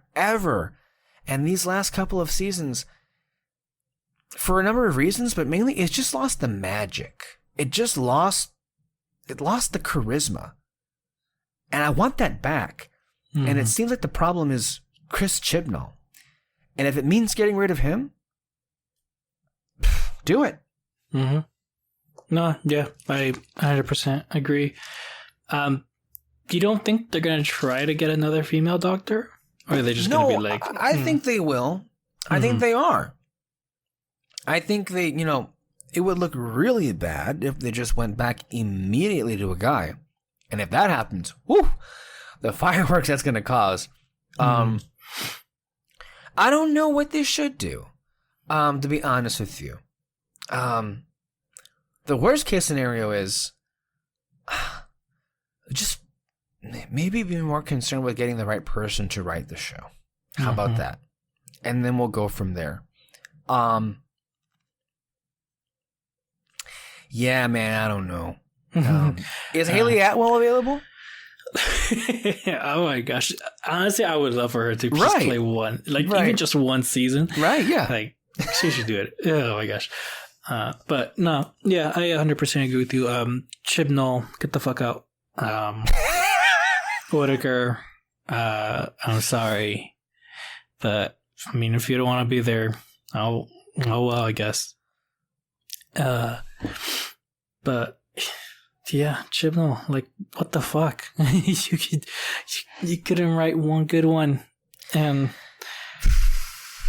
oh God, I mean, I honestly, like, I don't care about that whole timeless child thing. Like, that's not the biggest problem. Like, literally, you made pretty boring fucking seasons and a boring dynamic of a cast. Boring dynamic, and you had no idea how the Doctor worked. I'm sorry, like I mentioned it before, but you know, the things that Whitaker had to work with were completely different than what any of the other ones had to work with. Any of the other ones. You're watching the ones with David Tennant right now. Isn't it day and night the difference? Day and night. Oh my god. Like, even just this one scene alone, like I mentioned it before, like their reactions to when they see the Dalek or the Master, you know, it's just so different than what Whitaker got. Like I said, when Whitaker first saw a Dalek coming out, her reaction was just, "Oh no, no, no." That was it. That's literally the line. Go back and watch it. That's her line. David Tennant, you know, when he first sees a Dalek, you know, there's just a wave of fear coming at him. And I'm watching one episode right now where the Dalek is going to come out, but I can't. But I'm sure his reaction is still going to be the same, just like a wave of fear coming towards him and everything. And he didn't get that tension. Like, I feel like I still got that tension even after David Tennant with Matt Smith and Capaldi, where, you know, they come out and I'm like, oh my gosh, like, how is he going to get out of this? Like, as if he is going to die or something. But you didn't even get that with Whitaker. No. And so nothing close to it. Mm-hmm. For sure. The good thing about this show is that because it's gone through so many iterations, so many different like teams, and how it's built from a structural standpoint, it, unlike a lot of other shows, thankfully you can't write it off. Like, it can improve. Very quickly, it can improve. Why? Because you get a new person to write and you get a new cast. And it's still in the continuity of the show. Whereas a bunch of other shows, when they had like 2 bad seasons in a row, you know this thing's over. And it's only going to get worse from here on out. Like, worse and worse and worse. So, yeah. At least there's hope. At least there's chance. There's a chance. I mean, I'll be watching for sure season 13 when it comes out, but based on how the last 2 seasons have turned out, like, I feel like I've basically seen it. Like, I know what it's going to be. Maybe I'll be surprised in moments, but I ain't holding out any hope for that. So, David, that will conclude as far as updates and news for our purposes is concerned. I think I owe it to you to kind of go off now. So, talk about the Masters of the Universe animated series, which at this point I believe has been up on Netflix for a month. And it had caused quite the stir, shall I say, even controversy for its creative choices. And yeah, by the way, I think I may have seen the original He-Man maybe, I don't know, a handful of times when I was a kid. And I remember liking it. But this wasn't one of the ones that stuck with me all that often. But I saw trailers and the animation looked phenomenal. But I did see a lot of different takes. So tell me what happened. So you didn't watch the show, and do you know anything about the controversy? Oh yeah, I know. You know, I'm basically I mean, you can maybe explain it better, but I'm aware of. I am very well aware of. Okay, I'm sorry. We cut off a little bit. I'm well aware of the issues that people have, And of course they would have those issues. And I'm like, of course not. I'm like, oh yeah, they're right. I'm like, oh no. The people who are making the stink, if you will, of course these people would do this. And it's annoying, but the floor is yours. Well, yeah, some people did have a problem with the show, but the thing that they'll just keep pointing at is the creator of the show, Kevin Smith, and about what he did on Twitter. But basically, like, the whole thing started. Hold on, I'll give my thoughts on the show. The show was fun. Really, like, it was only 5 episodes. There's really not much to talk about. I did kind of start caring about. I never seen the original show, by the way, but I kind of got really interested in the characters. I love the design of them all. The animation was amazing and all that. But yeah, and they ended on a pretty cool cliffhanger that gets me kind of excited for the next 5 episodes and all that. But but for people's takes, it started with a fucking tweet. Someone saying, "My understanding of Kevin Smith's He-Man series from an alleged insider. Teela is a better He-Man than Adam. Adam is He-Man. He transforms into He-Man, if you don't know. He steps aside to let her and her girlfriend take over hero duties." That was their speculation of the show. I've seen the show. None of that happens. People argue technicalities. Technically, Teela is a better. Technically, she had a girlfriend. She's a friend. She has a friend who's a girl. I saw it as a sisterly bond. Whatever. But, without talking about the technicalities of it all, they were wrong. Kevin Smith responded, and I want to see how you think he responded to this, how his tweet was. But he says, "As showrunner, I really could have used these story suggestions before we locked the scripts. However, no. He-Man does no stepping aside, and Teela has no girlfriend in our show. The storyline is pretty dark and way metal. Before Revelation, we were calling it End of the Universe." How do you think that response was? It seems pretty common and straightforward. It felt like, wait, read it again, because look, real quick, based on what you just said, it came across like Kevin was like responding to a person with like just a regular response. Like a regular response. Like, yeah, he was just like, hey man, like, that's not true. Like, I made the show, it's already locked and everything. These things that you're saying, it's not the case. There's nothing abnormal about that interaction that you just were speaking to. Okay. Well, people were throwing a fit, saying that, the original tweet came from a user called Clownfish TV. Of course. And people were going, I know them. I mean, I don't know them, but I know of them, and like, they're part of that like Geeks and Gamers universe. Mm-hmm. The alt-right, shall we say? The alt-right. They look. Let's put they're enforcers for the alt-right agenda. I think that's just fair, because they're the same people that have their whole identity on these spaces online is to rage against wokeness, quote unquote wokeness. And every single time there's a female-led project that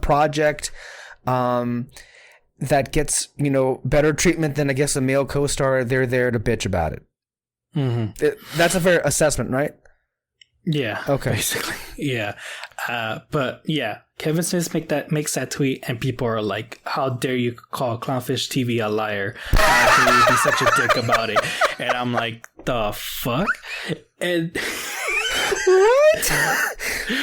And even on his YouTube, he didn't call anybody a liar. He just said, "Hey." I know. Like, what? Like, what are you talking about, guy? I made the show. That's not gonna happen. Mm-hmm. Even on his YouTube channel, like, he brings it up like in front of his fans. Like, I want to get your guys' take. I don't think I was being a dick, but and he reads the tweet and everything. And he's just kind of like, did I do something wrong here? Like, what the fuck happened? Anyway, later on, Screen Rant puts up something. I can't remember what they were, but basically saying that it's gonna be female led. Basically, the Masters of the Universe show. Clownfish TV sees it. They're like, "See, told you." And then Kevin Smith responds again towards Clownfish TV. Him going, "No, they're wrong. It's literally all about He-Man." Now that tweet right there, that's the thing that people are pinpointing at. Right. You know, all about He-Man. Uh-huh. Now, again, not arguing technicalities, not bringing those up. Kevin Smith lied. You know, those first 5 episodes, Tila is basically the lead of the show. First 5. There's another 5. We'll see. So that's what I was going to ask you, because I was confused. When you said it was only 5 episodes, I understood, or my previous understanding was that there were going to be more episodes. Like they split up the season in half, right? Like, are the other episodes already made and they're just going to be dropped at some point later on, or what's happening with that? I don't know if the episodes are done, but you know they are going to be dropped later on. Why not just put the whole thing at once? That's really strange for Netflix to just like put half of them up now and the other half later. Well, they kind of did this with Voltron. Okay. The anime. They did that. But with that one though, it was like maybe 8 episodes instead of the full 13 episodes. And they did that just because they can kind of roll it out super more quickly. Right. You know, we got like 8 seasons of the show, and I was kind of like, man, 8 seasons? Yeah. The Netflix? Believe it or not. Yeah. What? And so I was kind of like, whoa. I don't think 8 years passed or something like that. Like that was my thought. But I was like, oh wait, no, they shortened their seasons. And so they just kind of like roll it out like almost twice in 1 year. And so the show just kind of went by super fast for me, and it ended like that. Right. And so that could be a similar thing. I mean, it's made from a different studio than what Voltron did, but you could just be wanting. You mean the Universe show? Yeah, the Masters. The Voltron has a different animation studio than the He-Man show, basically. Yeah. Now, do you think then, and maybe you were going down this path, do you think that when when Kevin Smith, you see that's catching on.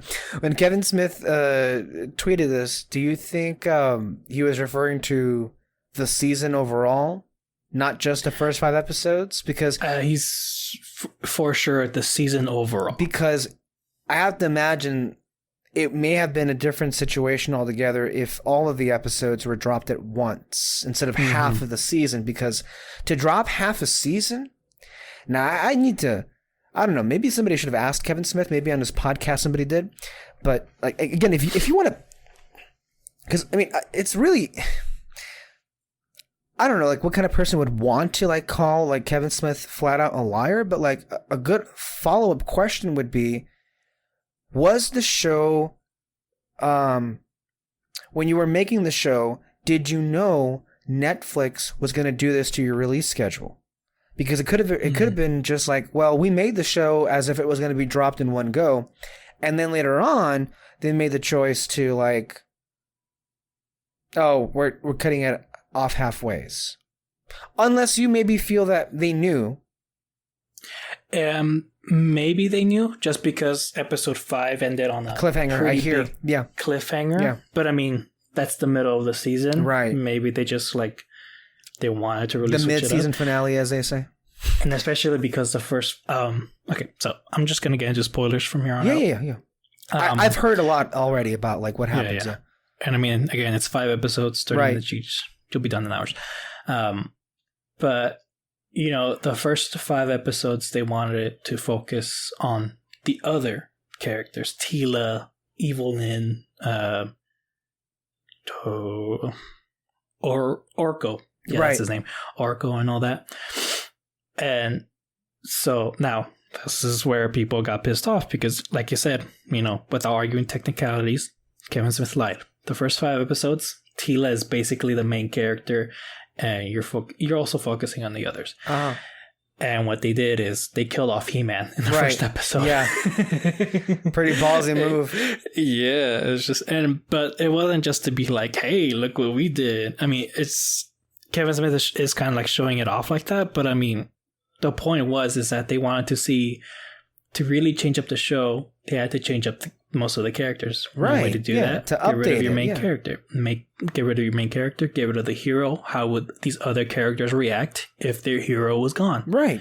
And it really changed the dynamic. I mean, again, I haven't seen the original, but like, they changed it up. And so you just get this adventure where the Sword of Power it broke when He-Man died. And so now you get this adventure with some of the characters trying to reforge it. But in that time, people were just incredibly over exaggerating what was going on, and just honest. I'm sorry, but like, if you hated, those of you who like hated the show and reviewing it, you guys are the flat out liars.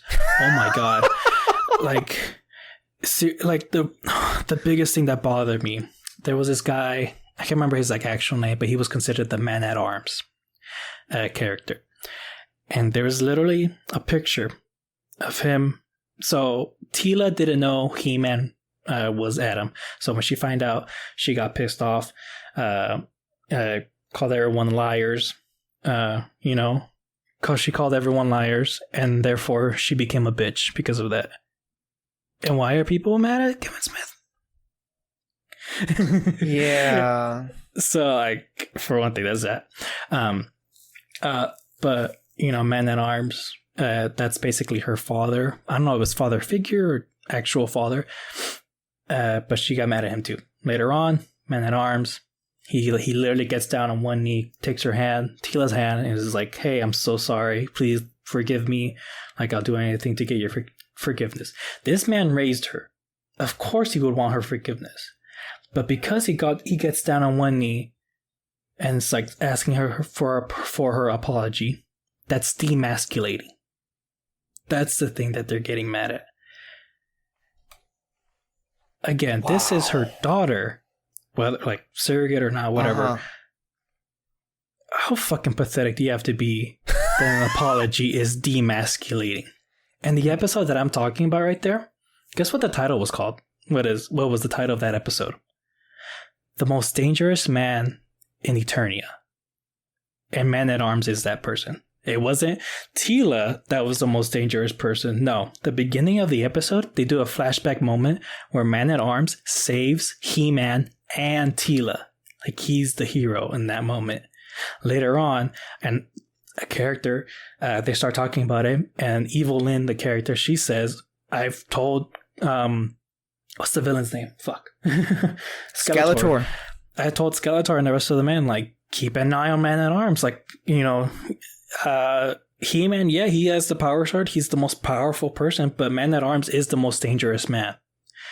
Like, literally a female character said that, okay? It wasn't like, I was always afraid of Teela or anything. Like, no, Man-at-Arms.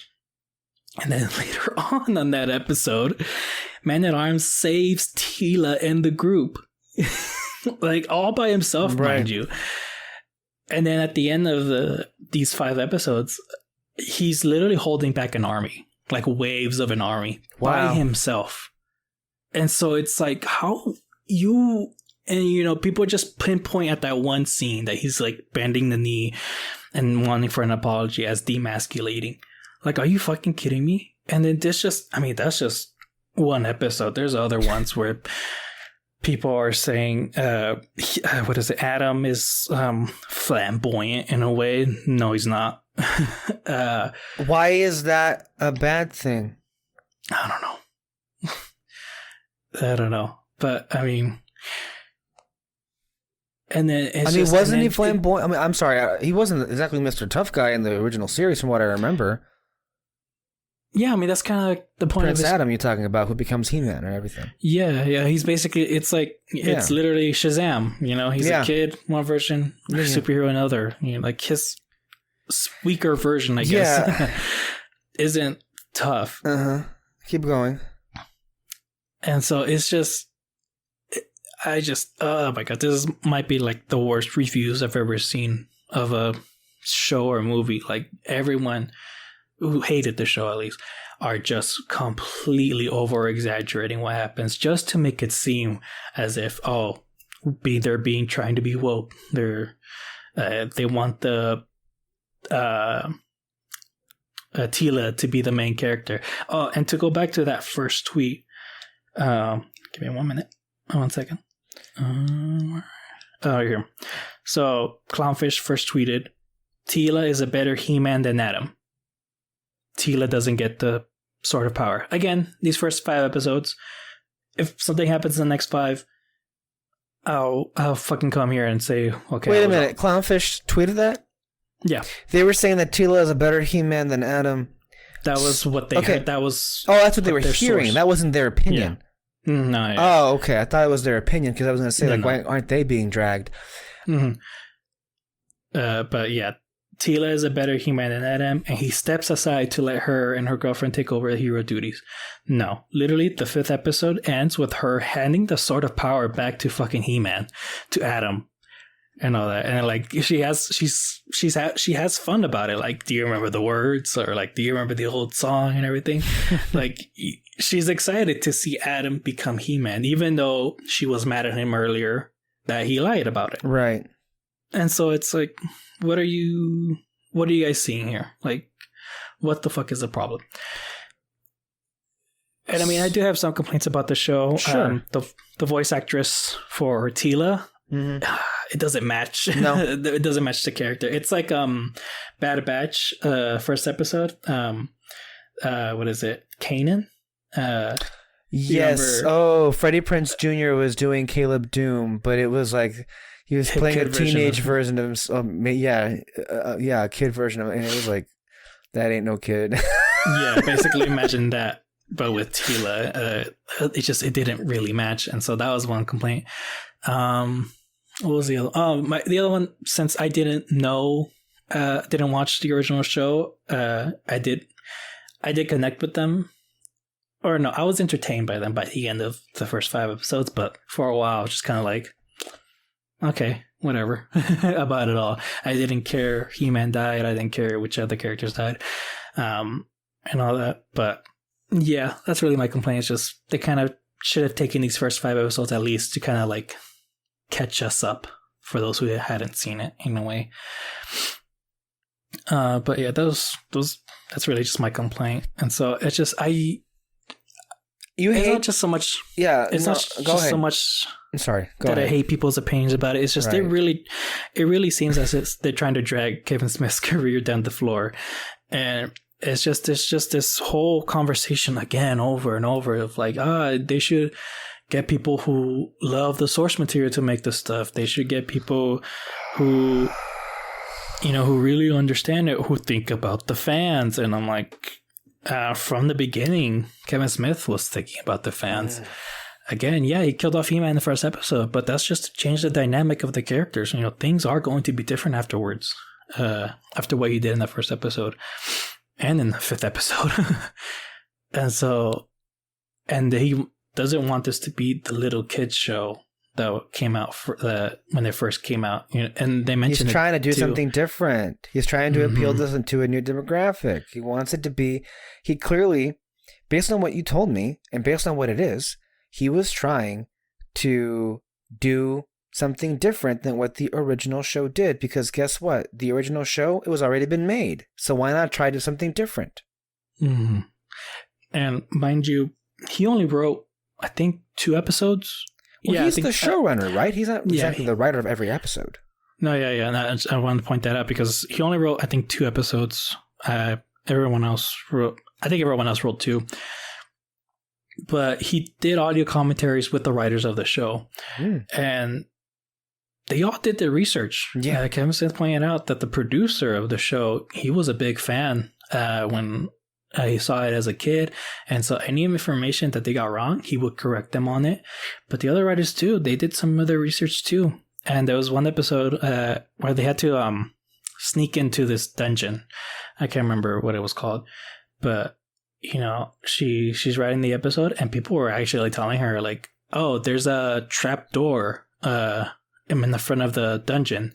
And she was just like, really? And she literally looked through the episodes. She couldn't find the trapdoor like in those episodes. So what the heck? Turns out it was in the toy line. There was a trapdoor there, and she added it into the show. I think it was a she. let me tell you something, And so- David. I don't mean to cut you off, and you may have more to say here, but like, basically, the main takeaways as far as like, sure, like you liked the show, you had fun with it, but I think there are genuine criticisms to be had about the show itself, but overall, you are won over by the show overall, and the things that people are mostly complaining about. No offense, but they sound like some of the most garbage takes you'll ever hear. Mhm. Some of the most garbage takes you'll ever hear. Yeah, and some people were saying like, "Oh, this Tila doesn't seem like the one from the original show." I mean, I can't confirm that. Yeah, but here's the thing though. Like, why? Oh, okay, who cares? No, I know why they would care, but like this whole thing of like, they need to get somebody that is a fan of the original source material. Otherwise, it's not going to be good. Okay, look. That's not how it goes. I know that in some projects, in some cases, maybe that's worked out that way. Like a lot of people, like, we talk about it with DiMartino and Konietzko when they were not involved with the live action film that M. Night Shyamalan did. But I don't think it was because M. Night Shyamalan didn't understand what made it. Well, maybe that was part of it too. But M. Night Shyamalan had his own problems for why that movie ended up being as bad as it was. Same thing with the Dragon Ball Evolution film, which I've never seen and I never will see, but I hear that's the worst piece of shit ever made. The Dragon Ball live action adaptation for the anime series. But here's the thing, and even a personality that I follow quite frequently because she is hilarious and entertaining, even though she says a lot of things that infuriate me. But with Ms. Randolph, as they call her, even in some of the latest videos, she was like attacking Jack Schaefer, who, as we all know, was the main director for the WandaVision episodes. She also was one of the credited screenwriters for the Black Widow movie. And she's been on this tear this entire year that Jack Schaefer refused to read the comic books of the source material of the WandaVision, of the Wanda and Vision comic books or the Black Widow comics, and that's why her writing has been lacking. And that kind of thinking, I'm sorry, is just dumb. So I'm going to address the dumb part of what you were saying and then the toxic part second. By the way, I'm sorry if this episode's going to be really long. It just is the way that it is. We've been off for a month. We had a lot of things to say. So there's that. So with the first part of what you were saying, a lot of fans, and I would agree with them on this, one of the best films made of this genre of storytelling, fantasy, comic book, blockbuster, Captain America the Winter Soldier. It's a great movie. You know who directed that? Self-admitted detractors of the Captain America comic books. Joe and Anthony Russo admitted several times they didn't like the character of Captain America from their childhood. They were, however, big fans of Doctor Strange, but they did not like Captain America. Oh, and look at what they did. Oh, they made a movie that many people to this day, I myself included, would call the best MCU film. But wait a minute, I thought that if the creators weren't fans of the series, how could they possibly make anything good? Bullshit. I'll add on to that. James Gunn, he thought it was a ridiculous idea to have a talking tree and a raccoon. Oh, that's in right. The movie. He didn't know anything about the comics, but he had his own idea of what to do with Rocket Raccoon, and he went along with it. And that's in Guardians 1 and 2. We got great fucking movies from that too. I know there was more I could think of. There are other examples for sure, but I think those are two pretty fucking examples, considering like those are two movies that are, universally praised and admired and loved. And yet you have this consistency on the side of fans that, like, if you're not somebody that appreciates the original source material, you can't possibly make a good story. And that is a load of horse crap if I ever saw it. It's just the way that it is. And it also, again, to what I was suggesting earlier, I feel like all these stories kind of like build up to each other because we were laying the groundwork. But like what I said earlier, this is just emblematic of like fans they have no desire to see new takes from new people. They almost feel as if they want what they had in the past told in exactly the same way. So, what was the character you were talking about that doesn't feel the same way as the original series? Tila. Okay. This is a new show. Sure. You have the license to do new things, and it sounds like the bold decisions that Smith made to sideline He-Man or Skeletor seems to have paid off in a new creative direction. It's created opportunities for some of these side characters to actually be characters. And you'd think that'd be a popular decision to do something new and interesting with it. But of course, fans in general don't want to see anything new out of any of their properties. That's the dumb part. Now it comes to the toxic part of this. So, when it comes to these alt-right enforcers, like Clownfish, like Geeks and Gamers, their main problem is this show, which has the title He-Man, it's supposed to be about a man, goddammit. How dare they make girls be the main characters of a show with the name man in the title?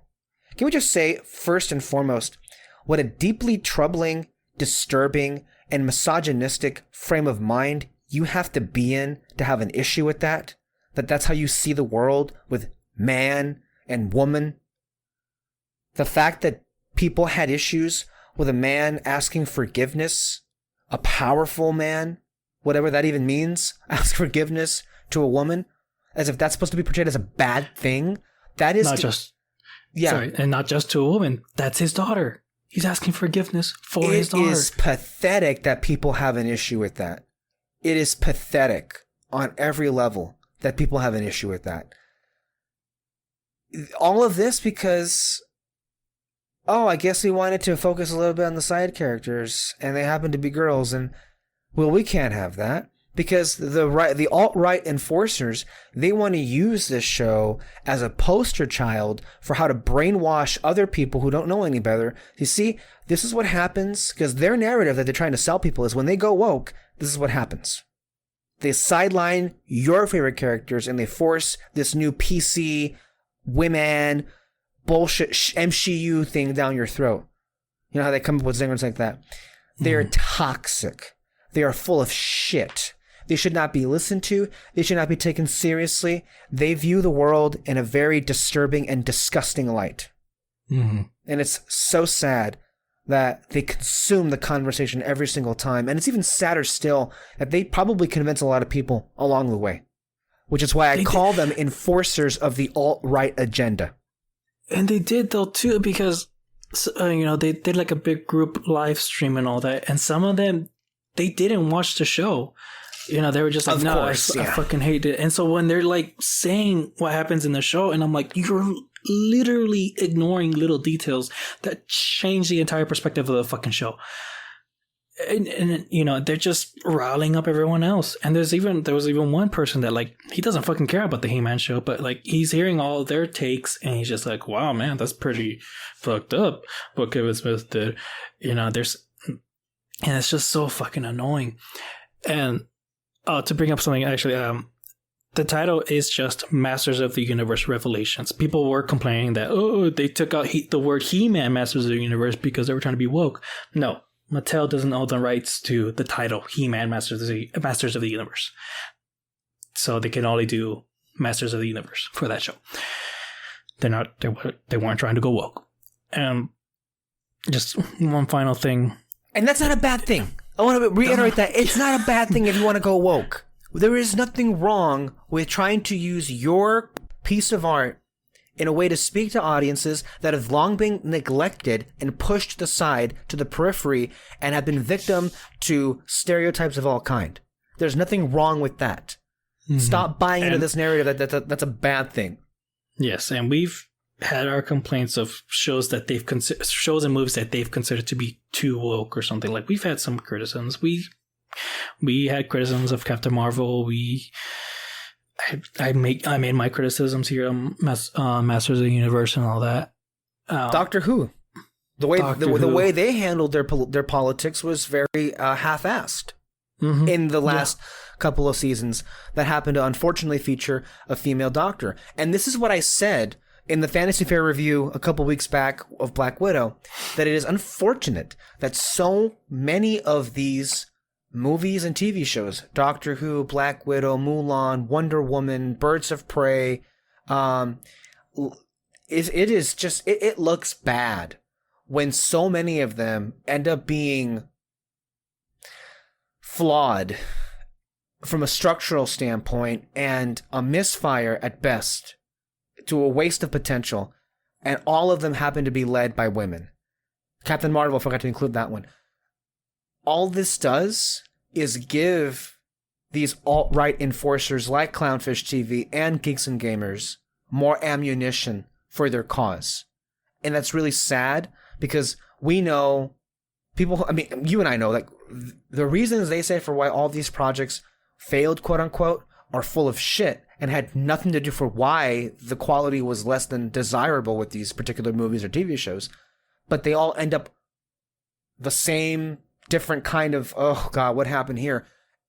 And it's dangerous. It's dangerous, because then you're going to have a situation where we need to have a big franchise have a female lead and it be successful.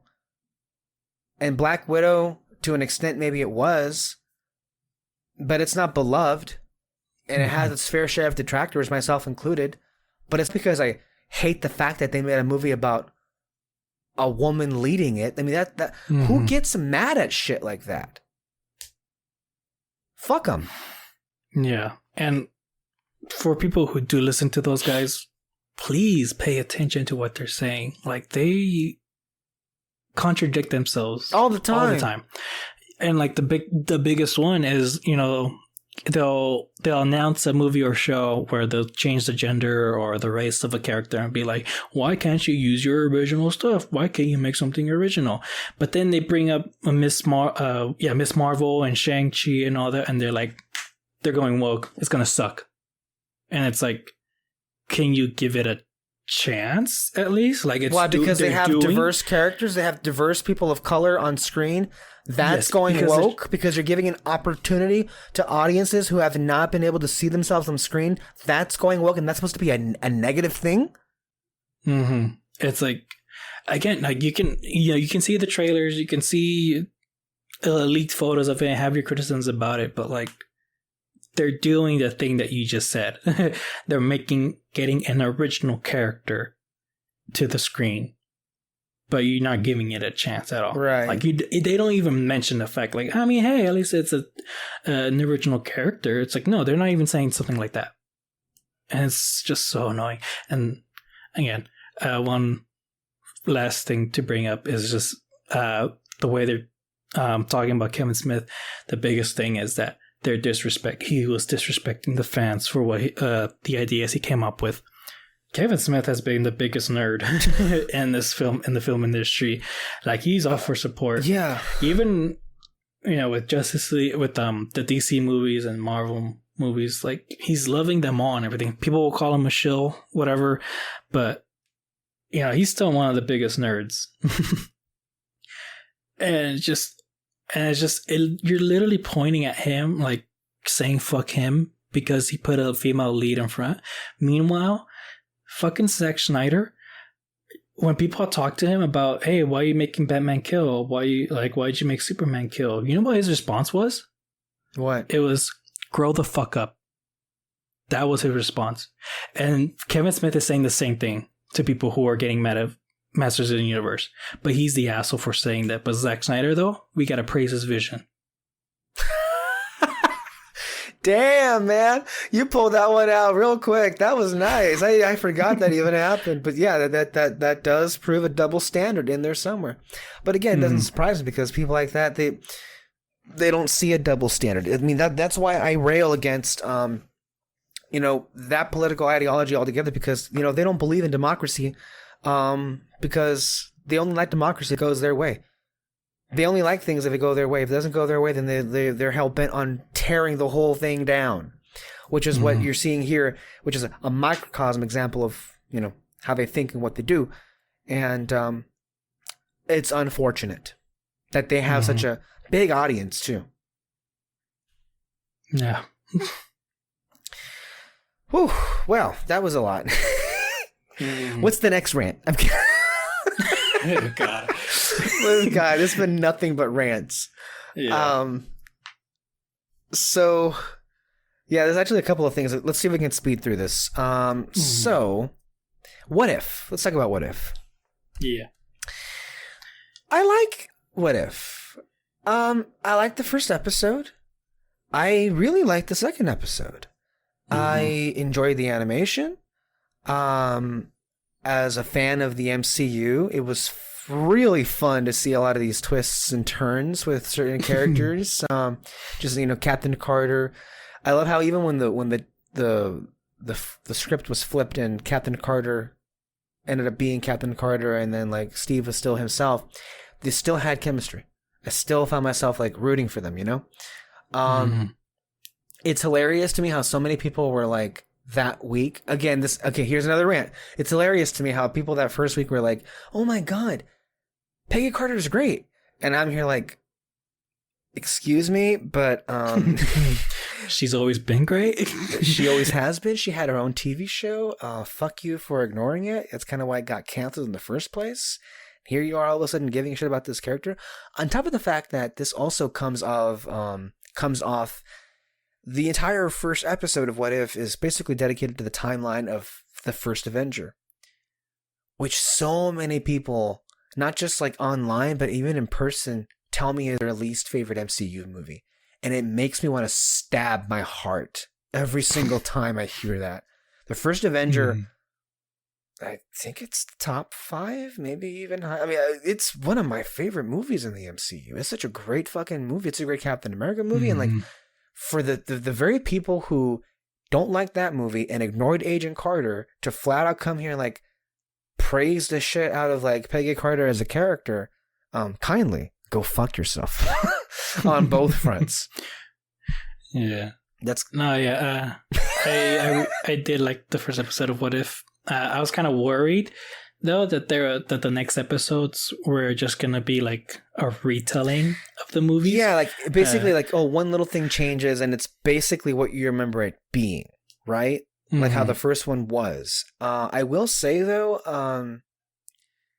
at least in the first episode, some of the voice acting was less than desirable.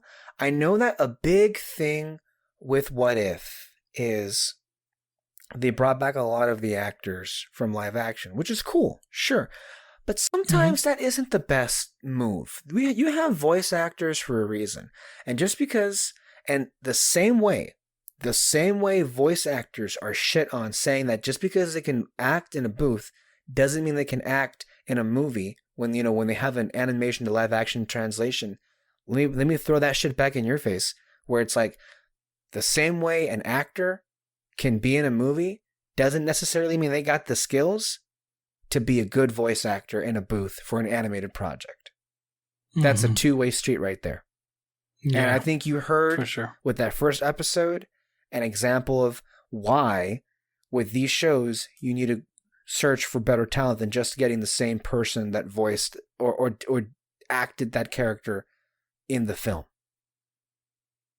So another one of these things that bugs me there. But overall, I thought it was a strong pilot, and I really enjoyed it. And I just thought it was fun. Yeah. We are going to be seeing some of these pop up in the multiverse shenanigans happening in the live action space, which I'd like for something to not be connected back to the main storyline for a change, even stuff that's supposed to be multiverse centric. It was hilarious to me how like again, this is what I take away from it. There were like Agents of S.H.I.E.L.D. fans that were like, oh look, here's that were supplying interesting theories about what that Hydra monster, that Hydra god resembled the Hive character from the S.H.I.E.L.D. show in season 3, and how the Red Skull and then Gideon Malik described it in a similar way. And I thought it was hilarious how simultaneously you had certain outlets like comicbook.com say that the theory that S.H.I.E.L.D. fans use to connect they weren't even trying to connect anything. They were just like, oh, look, they borrowed this from S.H.I.E.L.D. Like, this is where it comes from. And then comicbook.com comes in here and says, this is further proof for why S.H.I.E.L.D. has been retconned in the MCU. This is a multiverse show? What? I mean, is it Hive? Probably not. But if it were, that could very well easily be a variant of Hive. I mean, there was even, I think, in the S.H.I.E.L.D. series, like when they arrive on Mavith to find him, Hive gives him a signal by forming the Hydra logo. Like, I honestly think it fits in a way, even though it probably won't be, but it fits the most out of anything else I've seen as far as a connection is concerned, because it did give off Hive vibes, not just in the appearance of it, the tentacle-ish nature of it, but also like the way that Red Skull referred to it as the champion of Hydra, and this character was known as the Hydra God in the S.H.I.E.L.D. series. So it's like, maybe, but it's a fun theory that you have people that are like, once again, like using it as evidence to somehow knock the S.H.I.E.L.D. down, which is like, again, you think that it's in my head, but you notice how every single time there's a new Marvel show, again, with the exact same narrative bullshit here. By the way, just real quick, did you know that it's been over a year now since the last episode of S.H.I.E.L.D. aired? The last episode of S.H.I.E.L.D. aired August 12th, 2020. God. It's been over a year. Yeah. Fucking a lot's happened. A lot has happened. Also, one other thing, I also want to credit some good pieces out there. Even though Peter swears that I paid them off, which is hilarious, I have no contact.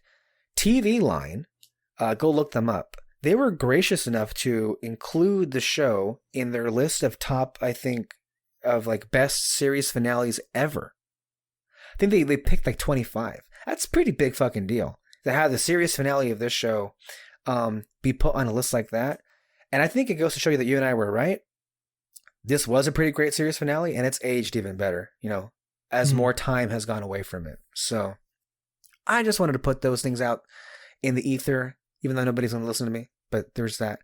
Now back to What If. It was great to see Captain Carter kick ass. I love just basically just being in this world again and seeing them again. I love seeing something new with Peggy and Steve interacting again. It's been a really long time since that. And of course you have Bucky there and others as well. So that was really good, a first episode. I really enjoyed it. I don't think it was like the best thing ever, because like there was like people like Ms. Randolph, as I said, she immediately called it the best animated show ever. Like she put it above Invincible and like, I know, seriously, right? And Avatar: The Last Airbender. And I'm like, what the fuck are you talking about here? Like, okay, everybody has the right to their own opinion, but like, whoa, that's pretty dramatic. Yeah, I disagree with that for sure. Second episode, I loved it. It was anything Chadwick Boseman as in. That was really good. I will love it. That one was really good. He was so good. Yes, Overall too. yes. Like it's Black Panther, but like still pretty different, and it was great. That's actually maybe an exception to the rule, where it's like Chadwick Boseman was able to give as much as he would to the performance as he would be in live action. It was a really good episode. I think that one was like the concept of this show done to the fullest extent. You have basically, what if T'Challa was taken and not Peter Quill? And I feel like it really kind of like threw a lot of shade at Peter Quill, because basically, like, if T'Challa was taken, the universe would have been better off. I mean, basically, like, you have like Gamora, Nebula is happy. Like, Thanos, of all people, was talked down from his like idea of like eradicating half of the universe. By the way, seeing him was a delight. I did not see that coming. Seeing him being a part of the team and being heroic and having a genuine like positive relationship with Nebula, I never thought I'd see that. That was amazing. No, for sure. And then, well, I mean, what else I liked about this episode, though, is that not every change is going to be better. Right. Because from what we saw. Oh, that ending, though. The very ending. The ending, but then also when you're in the collector's place, the Avengers are dead, basically. That's right. I forgot. So, like, not every scenario. Right. Like, there's going to be some positive. And honestly, I can believe that Black Panther, like, roaming the universe, you can probably make a better universe. Yeah, he just has that presence to him, And so But yeah, again, the Avengers are dead. Who knows how fucked up the world was without them? And then you get that ending. Oh my god! Yeah, with Ego coming back and picking up Peter Quill, and that could cause some real shit right there. But here's like, God, I'm just gonna gush about the episode because I really enjoyed a lot of different things, like seeing, just hearing Michael Rooker's voice again as Yondu Odante. I love that character. He was in many ways the heart of the second film, alongside Rocket, of the second Guardians movie. I mean, and it was just, I know we just saw him recently as Savant in the Suicide Squad, but we saw him for like a second. He was there for a second, but to have him here, man, like this is honestly a great team too, and it really made me like, look, I feel like I'm gonna get a lot of crap for saying this, but this episode of What If made me like T'Challa more than his movie did. And if I'm going to be real, I think I enjoyed this episode more than the Black Panther movie itself. Was that Alexis laughing? Oh, you heard it? Okay, I heard her laughing. She was... Okay. I really want to know what she was laughing at because you're watching Suicide Squad right now, right? They just ended it, so I don't know. I think they're probably talking about it. I don't know. Okay. But yeah, I'm sorry, man. I think I think this is better than Black Panther. I didn't think about it, but yeah, honestly, I probably agree. I know I kind of know what's gonna happen in the next episode, and I'm actually really excited about it. Okay. Yeah, but I mean, I won't say much, but yeah, I'm excited.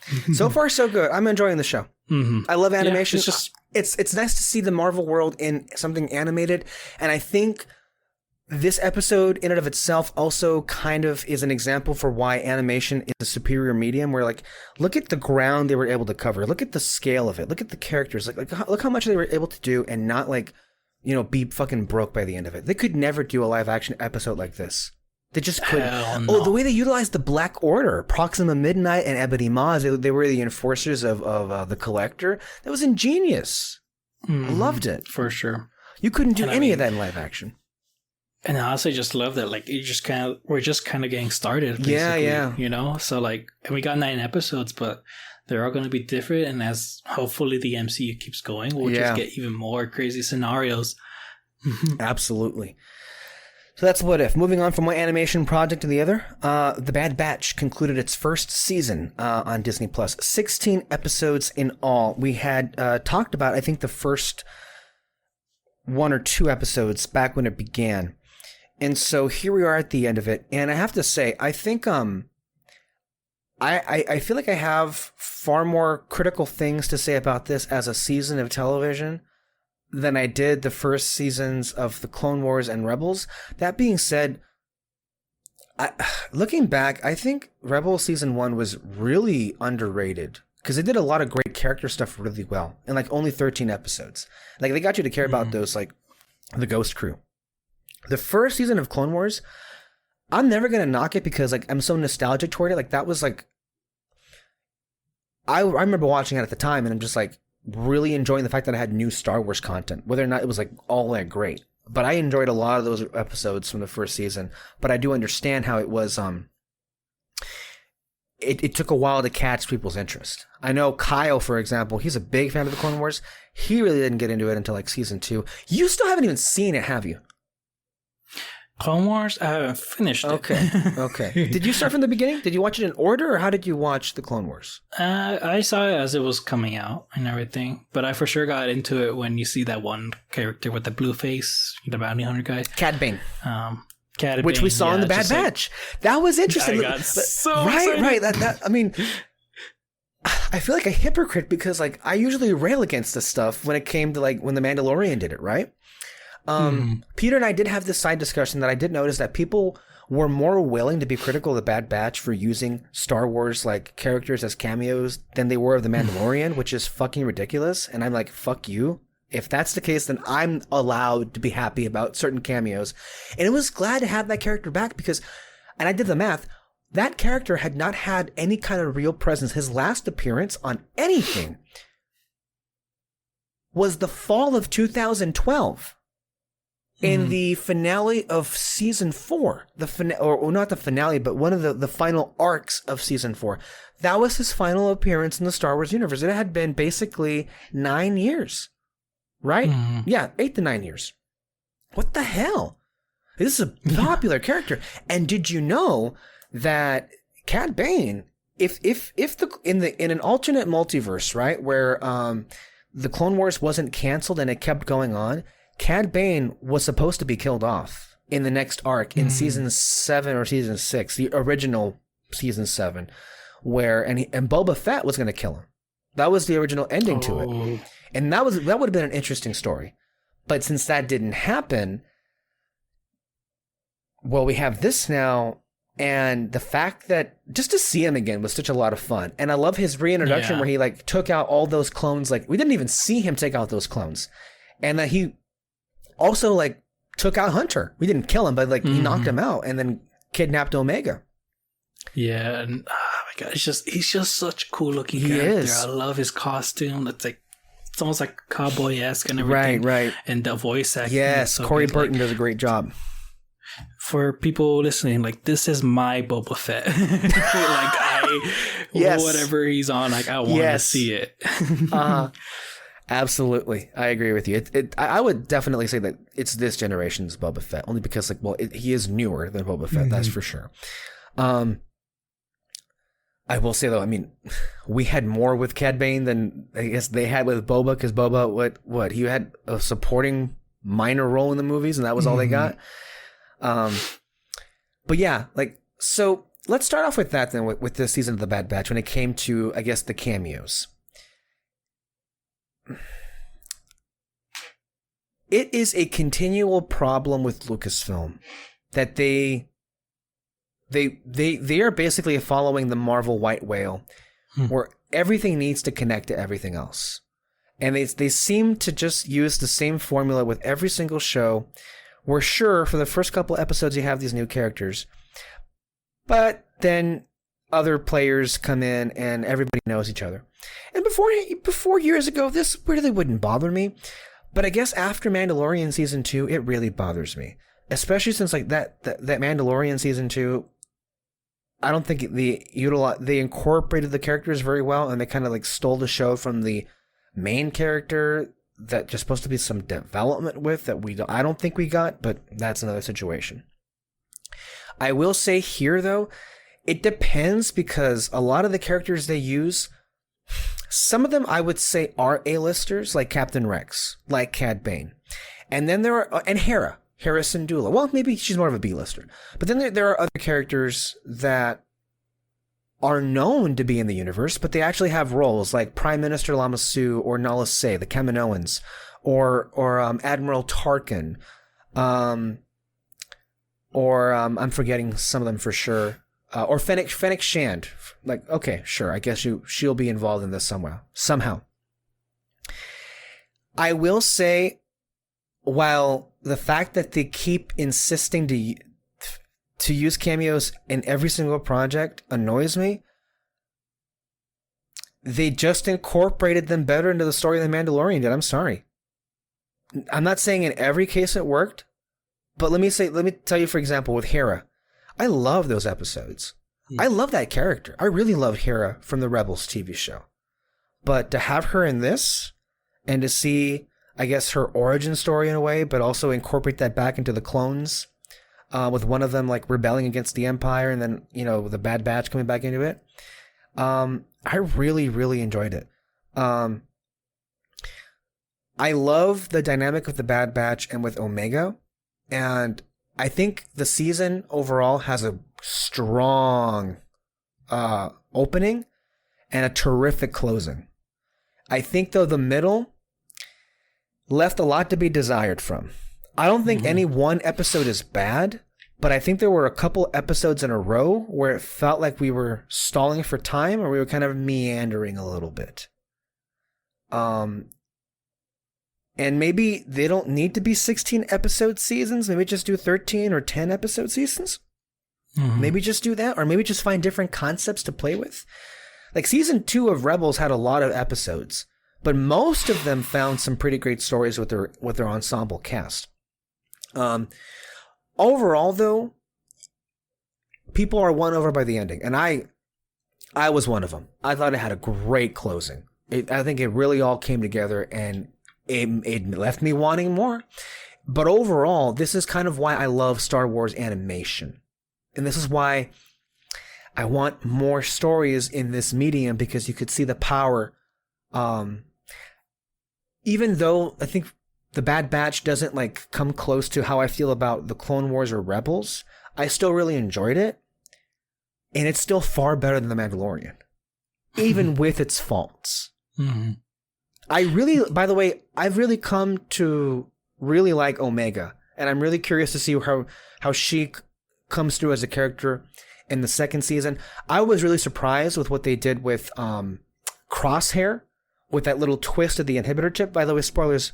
Because I assumed that by the end of season 1, he'll be back on the team. That did not happen. Mm-hmm. He actually has a really interesting like point of view that's not just like dictated by a chip, which is really interesting to me. So there are a lot of big pluses. By the animation has never looked better.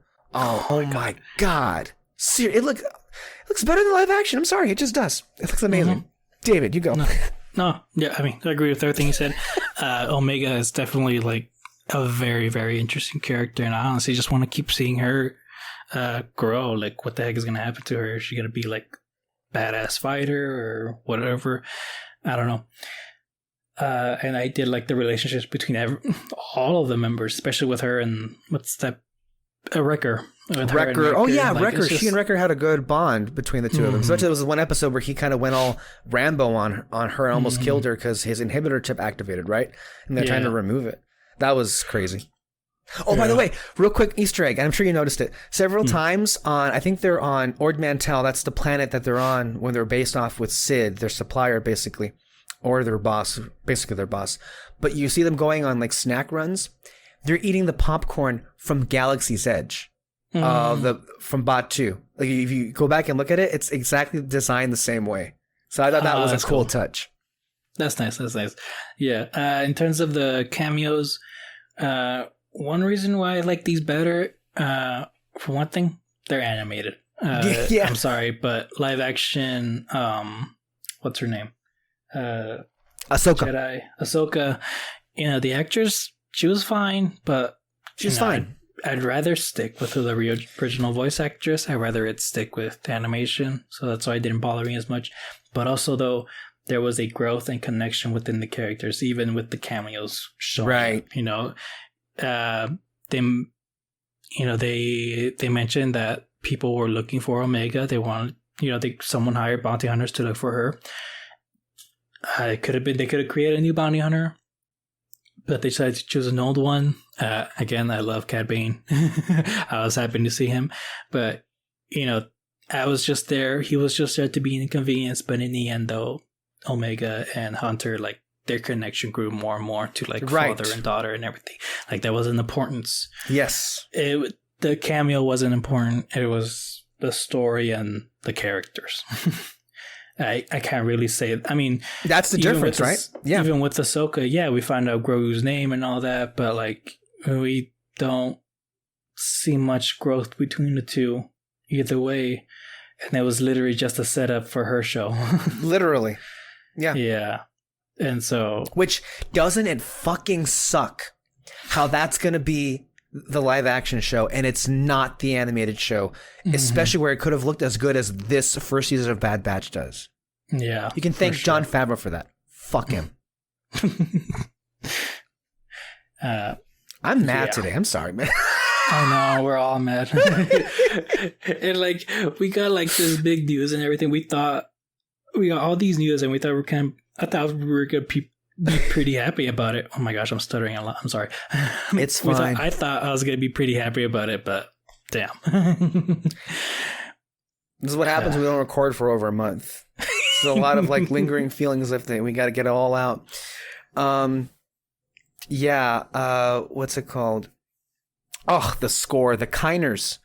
Because, oh my god, the Kiners they do the music for all of the Star Wars animated shows. They just keep getting better and better. Some music, look... Excuse me. Got the Rona. No, I'm kidding. Wow. Some of the stuff that they were able to put on screen, with the music was just so beautiful. And also just kind of legitimately heartbreaking. Like I was this whole season is basically like the transition of the Empire from the clones to the stormtroopers. And let's start with the emotional standpoint first, and then we'll go into the nonsensical, lack of logical standpoint when it comes to that, because you and I had issues with that. Maybe not so much with the show. Well, maybe we can blame the show, but it's like George Lucas really, again, tied their hands with what logical reasons they could come up with why the Empire chose to basically neglect the very force that won them one war and established their dominancy, and switch them out with a bunch of, I don't know, people that work from 7-Eleven. The images of Tipoca City, the capital of Camino, as the Bad Batch trying to escape the city, and you realize what's happened here. The Kaminoans have basically either been arrested or exterminated. So you have a couple of them. The clones have been scattered across the galaxy, and they've already begun Operation War Mantle, which was replacing the clones with just actual people who volunteer, who enlist. And you see all of these. It is a very significant location in the Star Wars universe. Also, for those of us who grew up with the prequels, who watched these as the first Star Wars films, you see Episode 2 was a big moment for Episode 2.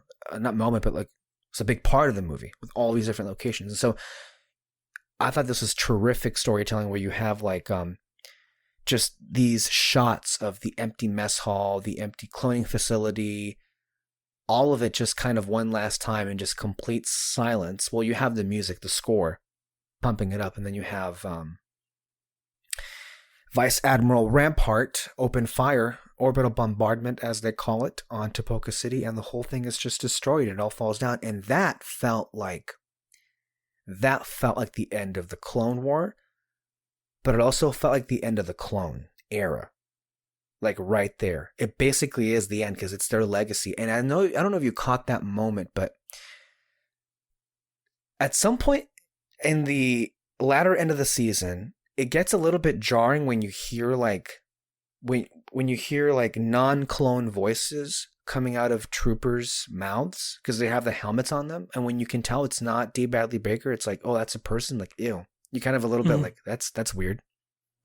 But in that last scene, when Rampart is blowing up the city, you do have a clone trooper, because you do hear D. Bradley Baker's voice.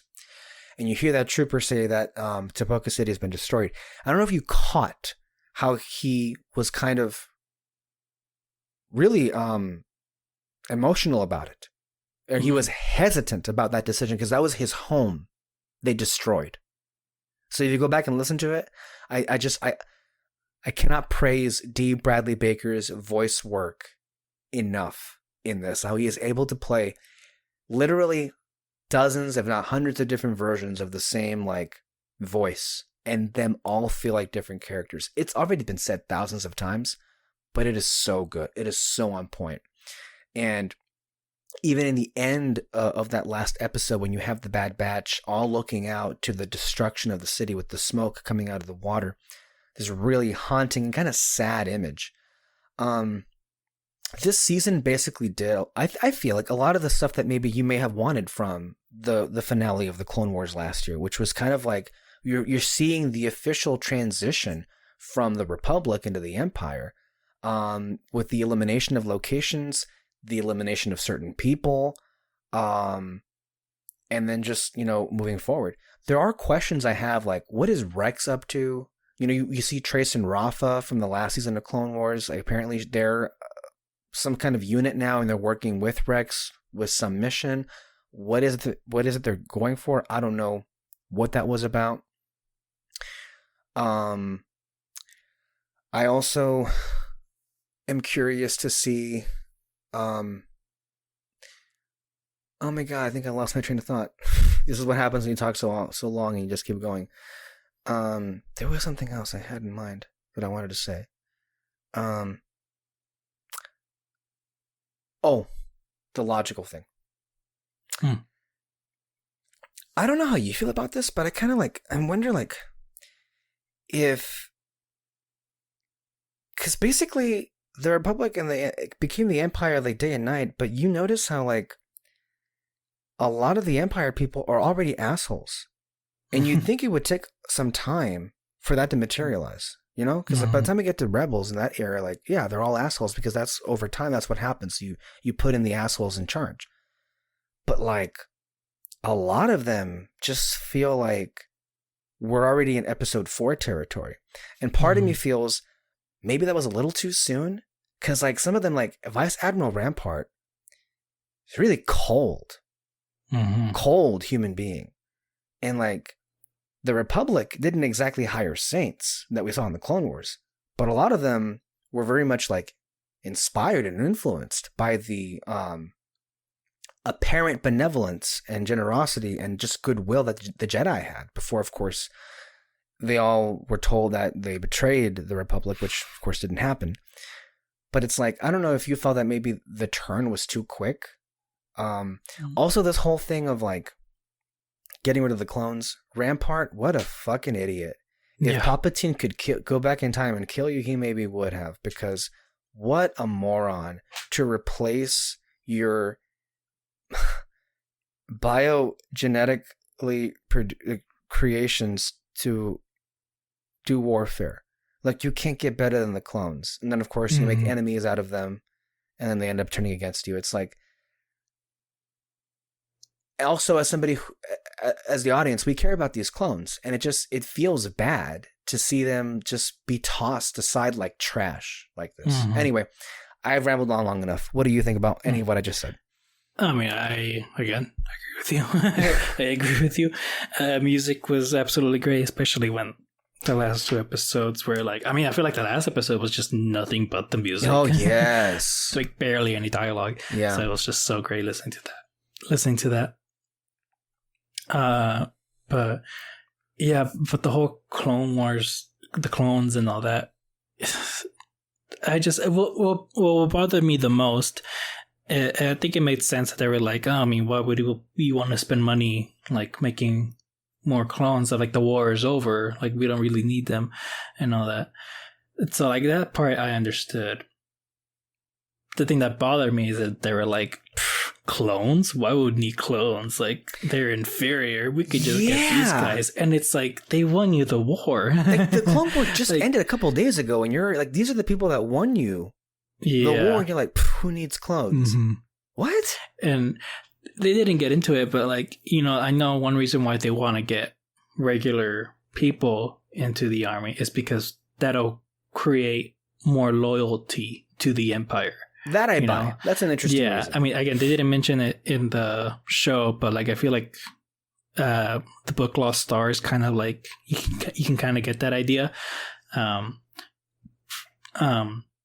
But yeah, they'll get people, from basically the poor worlds. I don't know how the fuck. But if they get them to the army, then they can create more loyalty to the Empire, and you don't have to worry much about others. So there's more ways basically to kind of convince us that they don't need the clones anymore, or at the very least, just don't use them. I don't know. And so that's also, one big. The whole thing about money, and this is one of the things that also makes me question maybe if the Empire ended up being too villainous too quickly.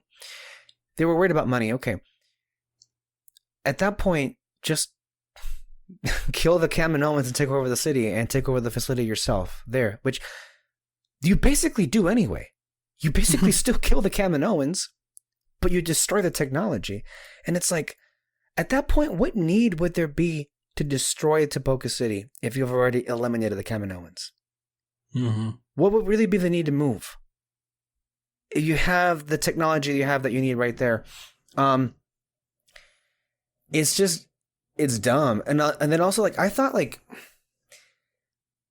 what isn't the Senate gonna care about this? Like, the fact I guess they're not gonna tell them that. Oh yeah, we executed Prime Minister Lamassu and kind of exterminated the people of Camino. But oh well, like these kind of things are supposed to be kept under wraps. Like, from what the previous Star Wars projects inform us is that it isn't until later on, like closer to A New Hope, where the Empire is just they've exposed themselves to be entirely tyrannical, because we see in Rogue One, even Vader, it's like telling Krennic, hey, you got to be hush hush about what happened in Jeddah. Like, we didn't do that; they did it themselves. So, like, is no one going to notice that the Kaminoans just cease to exist? Just some questions that are in my mind, Just like, hey, there's that. I mean, we're getting a season 2. Yes. So Nala Se is definitely alive and well, and she had a cliffhanger.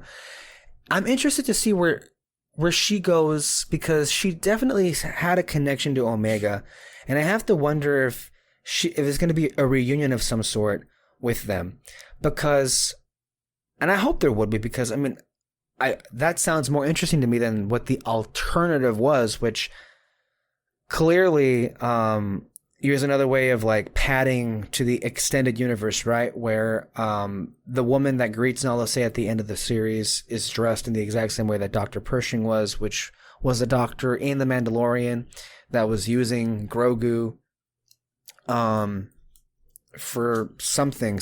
I forgot what it was. But all of that is supposed to be tied in together with how Palpatine comes back from the dead. So, which is like cool. But we already know what it's leading to. It's pretty obvious what that connection is. And like, all right. But all it does is remind me of Rise of Skywalker. Yeah. So there is that. Am I forgetting anything? I really like the show. I gotta be honest with you. I was really won over by that ending. And I'm excited there's gonna be a season 2. Mm-hmm. Yeah, same. Okay. Are we about done, or do we have one more thing to discuss? Oh, yeah. We got 2 more things. What's the next thing? We talking about Star Wars. There's that Star Wars Visions. Let's get into that. I forgot about that trailer. So, it was really beautiful. Oh yes, so beautiful. I'm so excited about it. Different animation styles from from all the episodes, and I honestly think I would love just to kind of get Star Wars to make it like an anthology series, really. Like, just don't make any more connections to each other. I mean, that's basically what these shows are doing. That's the thing, like standalone stories. This show looks so unlike anything else that Star Wars has given us, and yet, isn't this just basically they're using a different medium and not medium, but a different kind of animation, which was like anime inspired. But aren't they just retelling the same stories again, but in a different animation? Or are these new stories? Because I'm still confused about that. I think these are new stories. I mean, I haven't really seen anything. If they're new stories, great. But if, let's say, these episodes are just like a retelling of stories we've already seen, what the hell is the point? Mm-hmm. So I hope you're right. Yeah. No, but again, I'm excited. It seems like whoever the creators are, they probably had some fun with the Star Wars universe. Yeah. Overall, good trailer. I liked it. Mm-hmm. Shall we get on to the other anime? Yeah. Okay, so I've spoken, I believe, a couple of times before with you and also with Peter about how I've recently reconnected with the Dragon Ball universe. I had, back in early May, had revisited the original Dragon Ball anime and then followed it up with the Dragon Ball Z. And then I dived into Dragon Ball Super, and I just finished it this week with the arc of the Tournament of Power and that finale. I really love this show. Now, nostalgia, of course. I love Dragon Ball and I love Dragon Ball Z. But I really wasn't prepared for how good this was going to be in places. Now, I know that there are, this particular fandom has its fair share of divisions and their own takes, as every fandom seems to have, that's for sure. But I think this is one of the best sequel series I've ever seen. It's a sequel series, and it also kind of serves as a little bit of a reboot. It's not a reboot, but like it had been so long since Dragon Ball Z was off the air. Like you're talking about over 10 years. Actually, no. Well, over 10 years as far as America is concerned. But if we're talking about Japan, close to 20. This has been a really long time. Because I think Dragon Ball Z ended in like early to mid 90s in Japan, and then we didn't get it until like 10 years later, almost 10 years later. So Dragon Ball Super basically takes place almost immediately after Dragon Ball Z, after the defeat of Majin Buu. And I feel it is the perfect combination of the tone and themes of Dragon Ball Z and Dragon Ball put together. At first I was like, this is interesting. Like they're really leaning into the humor in a way they hadn't in quite some time, and I'm really enjoying it too.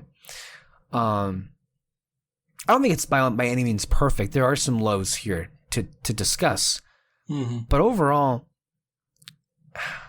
watching the show with these characters that I've already declared at some point in earlier shows that the characters in Dragon Ball in many ways, kind of like with Shield, I kind of view them as extensions of my family, and I never thought I'd see them again. I never thought I'd see them in this kind of form, this kind of setting again. And to watch this show and to be with them again was something I never thought would happen, and I cherished it all the more for that. I also love how they use this ensemble. There's a lot of characters in this ensemble, and I think most every character had at least one moment throughout the show that was pretty great, either a character moment or a story moment. And I loved how I don't even know where to begin, man. I look, the comedy is gold. Oh my god, it is so fucking great. The filler is easily the best filler of the entire anime when you compare it to Z or Dragon Ball's filler, which oftentimes felt like, why are we doing this? They use the filler as a way to kind of give their extended casts something to do. Like the fact that we have like stories where we get 2 episodes where they're making a great Saiyaman movie. We've got like a whole crossover with like Dr. Slump, the original manga, I should say, from Akira Toriyama, and how off the wall crazy that was. We had a whole episode where Bulma goes to space with Jocko. We had a whole episode where Vegeta takes Bulma and Trunks out for a day of play, basically. We have I don't want to blank out, but we have so many examples of just like this great episode where Krillin overcomes his like the trauma that he's endured throughout the entirety of the series with Z, Ball, and Super combined, and then him and Goku training together again. That was great to see, like Master Roshi come back to the forefront in a way like he was not at all like in the last series, Dragon Ball Z. Not only does he come back with like fighting off against the Frieza Force, but it turns out he'd been training where we didn't see, and to see him brought back as a formidable fighter. The same thing with Gohan and Piccolo, and oh god, it all really culminated with this Tournament of Power arc, which I didn't realize that people waited over a year to see its completion. I just binged it in like 2 weeks, 2 or 3 weeks, and I feel better off for it. Because holy shit, to wait a whole year for that to end, oh my god, that's a lot. And it must have been, but that whole Tournament of Power arc really gave great moments for every character. I love Android 18 in this. 17, wow, I didn't see that coming. I really love what they did with that character. Yeah. With Frieza, I wasn't crazy about the whole Resurrection F arc. I thought it felt a little throwaway and the most, I guess, fan service-y of it. But how he was used in the tournament was really well done. And let me tell you something. Yeah. That finale, to see, like, I never in a million years, like, would dream to see, like, Frieza and Goku fighting side by side, a takedown. Like, what the fuck was that? I didn't know I needed to see that. That was so good. I watched that scene all the fucking time. It's just so good. It's like so intense. Right? Everything. Just everything about the Tournament of Power. Yes. Like, it's so fucking great. That alone, the Tournament of Power arc, it may be the best thing they've ever done. They may, like, I don't know, like, I don't know if that's sacrilege to say. But like, I think it's among the best arcs of the entire 3 shows. Mm-hmm. Dragon Ball Z, and then now Dragon Ball Super. In this continuation, because GT is not really in the continuation of this. Oh my god, like, there's just so many moments. Like, the transformations have never looked as beautiful. They feel so earned as well. I love how, like, you have, like, both Goku and Vegeta are, like, at Super Saiyan Blue, but they both have, like, their own, like, enhanced versions of them. So you have, like, the Kaioken technique that I think Goku only ever used, like, when he fought Vegeta in the original Dragon Ball Z anime. Now he uses it all the time. It has this, like, beautiful red streak to go with his, like, blue power-up of Super Saiyan Blue. And then with Vegeta in the Tournament of Power, when he was going up against I forget his name, but he was like the destroyer in training. He, I guess, reached a whole other. I guess he had a different shade of blue and a much more intense version of that. Oh my god! And the Ultra Instinct, beautiful animation, maybe the best it's ever looked. The music, look, I really am a proponent of the music that was used in Dragon Ball Z, the original version of it, the Bruce Faulkner score. This is a very different music, different musical orchestration, but it was very, very good. Oh my god, was it so good? Oh god, all of the characters get moments. Like Piccolo and Gohan knocking out the Namekians from the 7th universe and I love how, like, They use a lot of the stuff we've seen from this universe. They bring it back, like how the Namekians can, like, fuse together, or Master Roshi's evil containment wave. Whoever thought you'd see that again? Yeah, like, holy shit! And this is one thing I love. The progression of power is, like, I mean, for one thing, Roshi, like, he just got stronger too, and I left kind of like the reasoning. It's like, you think we just, like, sat around? You think I just sat around while you were getting stronger? Like, no, I trained. And so the fact that, like, before, like, using that prison wave thing would have killed them, until now he used it, like, what, 5 times in there. Like, I love that progression of power. It's so great. Like, that arc really kind of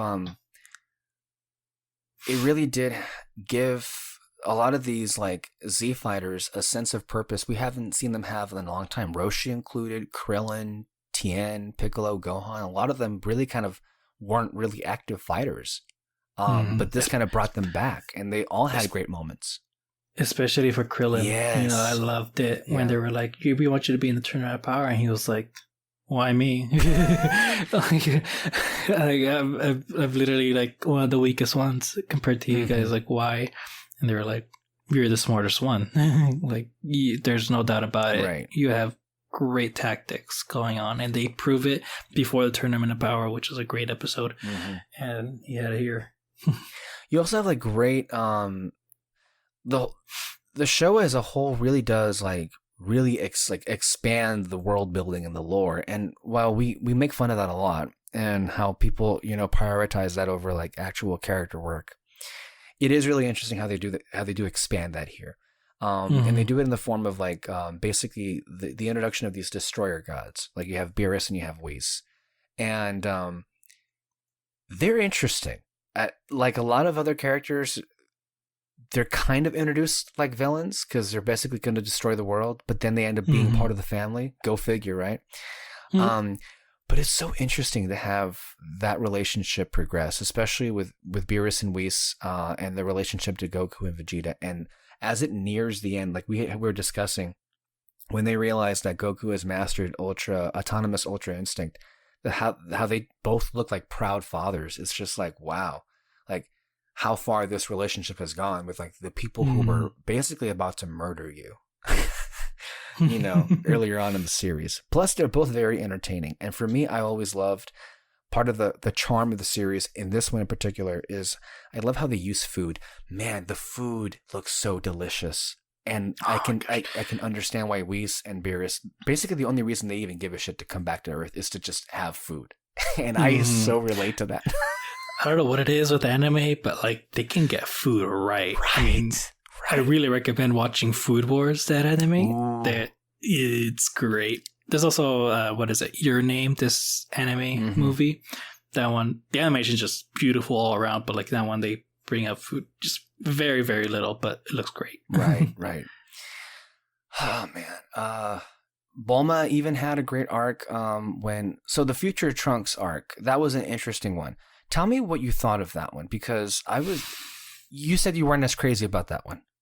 Yeah, it's just kind of got crazy. You kind of got too crazy for you? Yeah, because it was like, oh, Future Trunks, and then they went to like a parallel world. Well, he went to his future. In the end, they went to a parallel world because I guess the future that he came from was erased by Zeno. Mm-hmm. Well, it was just kind of confusing, basically. Like, you know, Trunks coming back, and then they had to figure out who the real villain was in Trunks' universe, and then it just kind of like soul swapping thing. And I kind of didn't like the villain's kind of like his progression of power. Zamasu. Was just, yeah. You like Goku Black either? I mean, Goku Black was like pretty interesting, right? But it was weird. It was kind of like just real quick with Goku Black, kind of like how we were kind of like thrown off with in Shield, where when Clark Gregg was playing a villain of himself, but it's like his face and his voice. It was so weird. Here it's like the same situation where you have not just like Goku's like appearance, but his voice and him sounding all villainous. That was creepy to see like an evil Goku like that. Yeah. And then just kind of like how the whole thing ended, it was kind of like, yeah, maybe try watching it again. I don't know. I enjoyed it overall. I wouldn't say it was the best arc, not really, but I still would prefer the fillers with some of the characters over that arc. But I really enjoyed it. But what I will say is, what I did enjoy about that arc was it gave a sense of closure to Future Trunks. You saw growth with him as a character, and then there was I don't know, for me, like that there was actually some great like emotional beats that we got out of it. Like, for example, when Future Trunks comes back, only this time Gohan is older, so he could actually look like the Gohan that he knew from his time. But then when he sees him, he realizes like, what happened here? I know some people in the comments when I saw some videos are like, well, you know, Trunks is kind of reacting to Gohan as how we react to him, because there's this ongoing thing with audience, with fans of the show, that they don't like how Gohan's kind of been reduced to this. And I'm like, I don't know. I think that episode kind of showed you why it's a good thing that Gohan is who he is, and he is who he wants to be. And that whole like that episode where Trunks realizes like, this is the family, this is the life that he could have had. Trunks could have had, and also his version of Gohan could have had. The last time we see him, when he jumps up into the future, was really, I don't know, I found it to be really emotional, because you see our Gohan come back and say goodbye one last time, and then Trunks sees his version of Gohan, and it's like overlaying the two Gohans side by side. And you see the impact that's had on. Do you remember any of this? I mostly just remember Future Trunks and Vegeta's relationship. That one is a great positive too. And I have to say, overall, this show did a lot of great a lot of great stuff for Vegeta. Like, Oh yeah. honestly, like, it really wasn't until the end of Z where like he kind of took a final turn. And here you see, I don't want to say like he's softening up, but he's opening up to people, and he's opening For himself sure. up more to having these moments with his family, like him holding Bola, his baby girl, or him going out with his family. And even when Future Trunks comes back, just that, when he basically like tries to surprise punch Trunks as his way of saying goodbye, and then the music is swelling up, and it's like there were so many times I caught myself like out loud saying, Vegeta, like, man, you've really come a long way. I never thought I'd see you act like this. Now, for sure, my favorite episodes of him was when Goku asked him to be in the Tournament of Power, but he was like, I can't. Bulma is about to give birth. Like, I'm not going to miss that. And before, like, I think Before he in wouldn't have Dragon Ball given Z- a second thought. He would have just gone. Yeah, no, yeah. I think in Dragon Ball Z, I think he did miss the birth of Trunks. That's right. Didn't he? Yeah, and so for him to do this here, it's like, no, I can't do that again. Right. So like he really wanted to stay, but then luckily that was fixed and all that. It's just cool and all. But then also like when the baby was born, every time it would start crying, he'll like go Super Saiyan Blue, be like, don't piss it off, or like, don't make her cry, goddammit. Right. And so yeah, no, Vegeta is like for sure one of the best arcs I've ever seen. Yeah. I might say better than Zuko. I think so. Anyway, yeah, a lot of great stuff. Goku, it's amazing how he still sounds the same from all those, like from those dubs that were made in the early 2000s. And he still sounds like as youthful as ever. Like when he like gets excited, like you can't help but get excited too over the prospect of a new challenge or fighting and everything. And I still say one of the best things anything Dragon Ball that has come out of anything Dragon Ball was that episode where they put Beerus in a Manaka costume to fight Goku. That was one of the most hilarious things I've ever witnessed. It is so underappreciated and underrated. Man, there's a lot more I could say about it, but it all came, and maybe I will in the future, who knows? But it all came together, and that last episode was spectacular. I love how it ended off with the tournament, because usually in the other two shows with like, I will say I think like this had the best finale of the three shows, because with Z and in the original show, the climax kind of came like 5 episodes before the actual last episode, because the climax of the original Dragon Ball was like Goku beating Piccolo and becoming the world champion. But then there were like 5 episodes more after that kind of were fillers, padding stuff. And then with Dragon Ball Z, the climax was him and Vegeta defeating, with the help of all the people from Earth, Majin Buu. But then we still had like 4 episodes more of like, oh, I guess we're just here and doing stuff, right? Whereas here, it's short, sweet, and to the point, and the climax is actually the finale, which is kind of what you would want it to be. And I actually really do. The 17 was such a great addition. I never thought I actually loved that character, but they did such great by him here. And I mean, I could probably see it coming a mile away that they were going to wish the universes back. But what I do love though is how it was all kind of a ruse when the Grand Minister reveals that, oh, I mean, if the winner didn't use the wish to bring back the other universes, we would have just destroyed all reality. Because what would have been the point at that point, you know? And it all kind of brings it all full circle, right? Like, kind of the morality of what Dragon Ball has always been like, you know, just for compassion. And through all the trials and tribulations that you see here, that really is what wins the day in the end. Even the compassion for an evil emperor like Frieza. And how it all ends. I love the montage with the theme song playing over, and you see everybody one last time. then the final image you see is like Goku and Vegeta like training against each other. But notice how that last shot, they're in the same poses they had when they had their first ever battle in Dragon Ball Z. And they're in a similar location too, with nothing but like cliffs and boulders around them. So just beautiful stuff to kind of bring it all full circle. And of course, it's not really the ending because there's already been a movie since then. There'll be more movies that I believe will be in the canon continuation. I'm not entirely sure about that. Well, you know how it all works out. But I mean, they'll probably just remake the story into the show if there is another season. Definitely the weak points of the series were those moments where they did the Battle of Gods and Resurrection F into episodes, and some of them were a drag, but ultimately I still enjoyed it, you know? Yeah, some people were having trouble in the beginning of Super. I'm sure they were. You ever noticed it?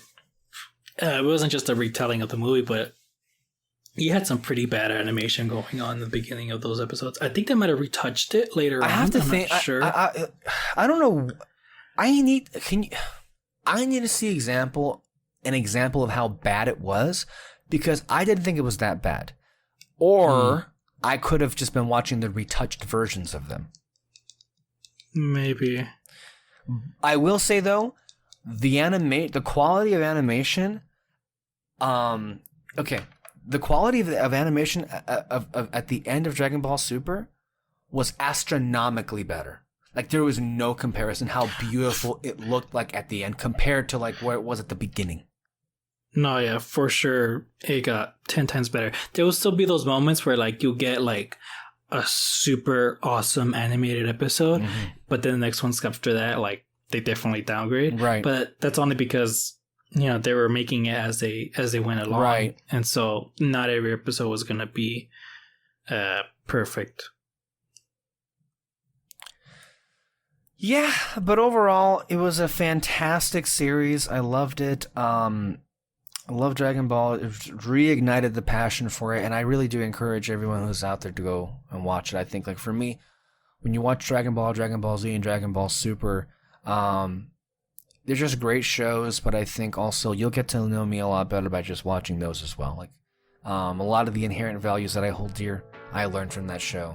I learned from these characters, and it was just great to be able to spend time with them again. So, I think since we've hit the 3-hour mark, I think it's time to say goodnight.